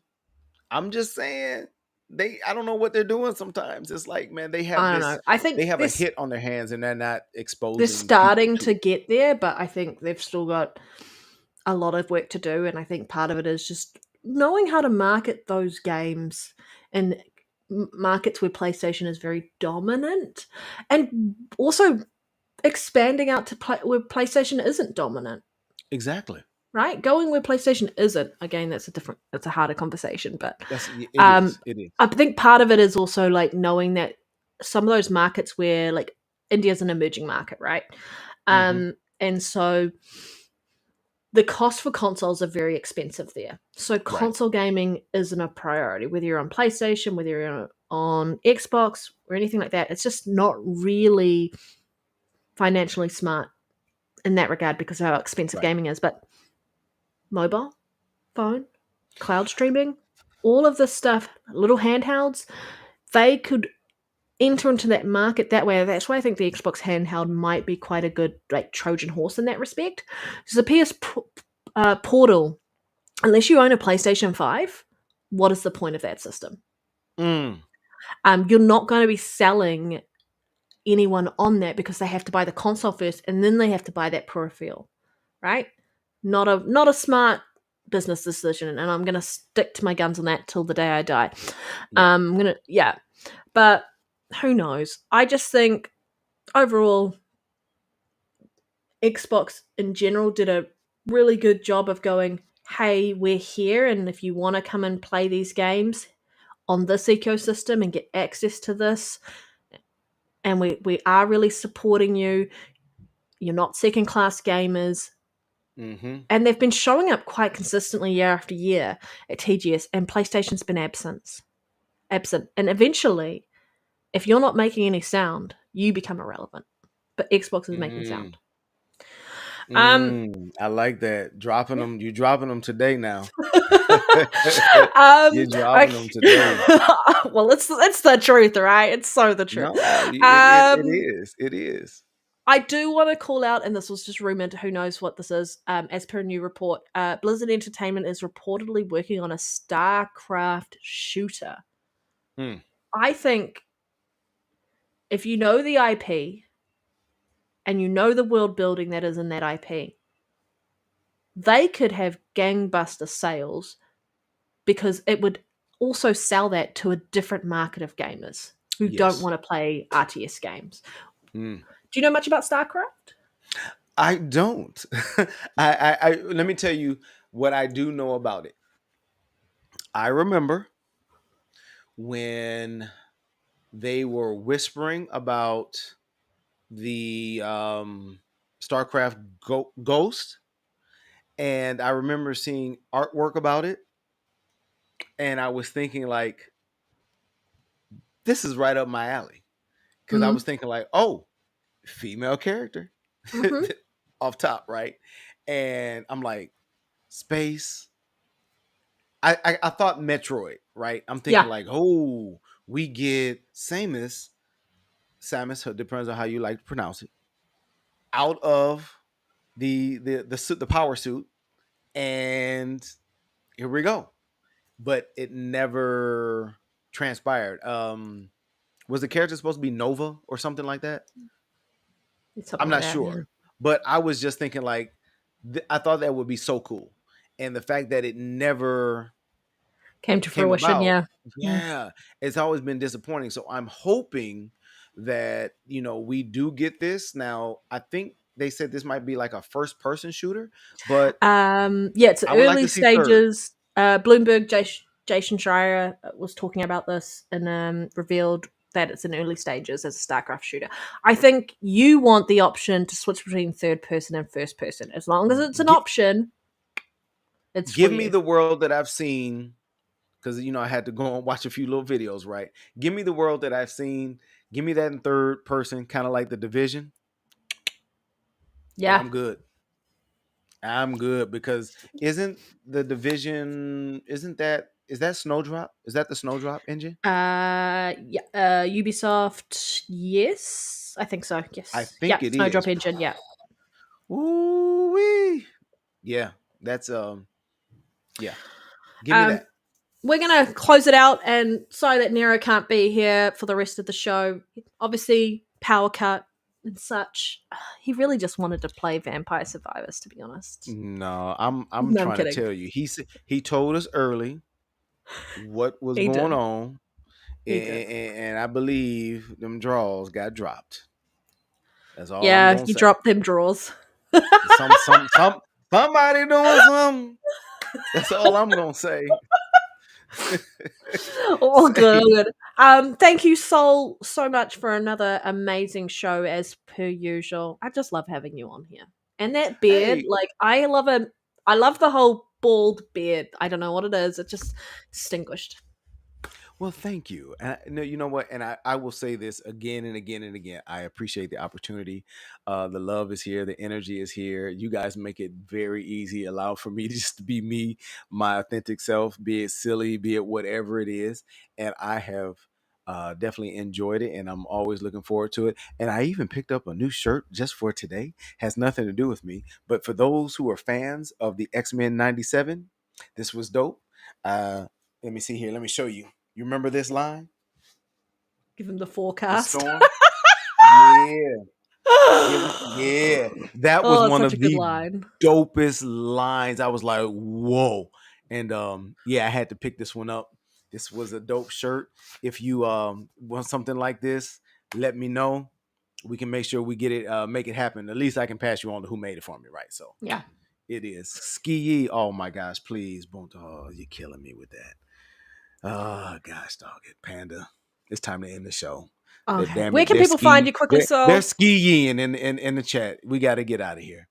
I don't You even know can what find. that means, by the way. Don't even worry about it. You ain't missing nothing, baby. You ain't Okay. missing nothing. Trust me, you ain't missing nothing. Okay, Hey, good. you can find me on Twitter at I got soul. I'm there most days, every day. Don't do a lot of talking or TTSing or whatnot, but I do like to get in there and mix it up a little bit and give my thoughts every once in a while. That's it. I'm a pretty simple guy, pretty easy to find. Panda, what about yourself? Where can we find you? In the zoo enclosure with the other red pandas. No, I'm kidding. I live there. No. You can Oh find my me on gosh. Twitter. You can find me on Xbox, Red Dead Panda. You can find me here every week. And I just want to say a really big thank you and shout out to the whole chat. You've been Yes. super engaged. I've Mm-hmm. been loving the discourse in there. And Abdel, I agree. Great show, everybody. And thank Yeah. you to everybody like putting questions in and just generally keeping the conversation moving as a whole. We really appreciate each and every one of you who show up and make our day every time we see another chat in there, and make us laugh and make us wonder why our show isn't less messy. Our show is messy. No, and Yeah. it's we just have so much fun with everybody. And I know Nero would echo the same sentiment, and so would Soul. Yes. Really appreciate each and every one of you. And before I forget, is I am going to be away for the next 2 weeks. Soul, I think you're away next week as well. So it's just Nero. And as a result, I think we're going to take a little bit of a hiatus and come back with everyone is back. So it's not next week, the week after, I think you're away, Soul. Right. Yeah. And so we will be back in 2 weeks' time. Because as much as Nero likes to think he runs this show, without me. All right, so please, I mean, if there's anything major that happens, I don't know if Nero or Soul might do a quick little show or something, and see if they can get a guest on next week. Who knows? But yeah, we'll be back in 2 weeks. And please take care of yourselves. Have a great rest of your weekend, and enjoy Shattered Space next week, people. Yes, enjoy it. Thank you all for coming out. We love you. Yeah. We appreciate it. Bye. Holla.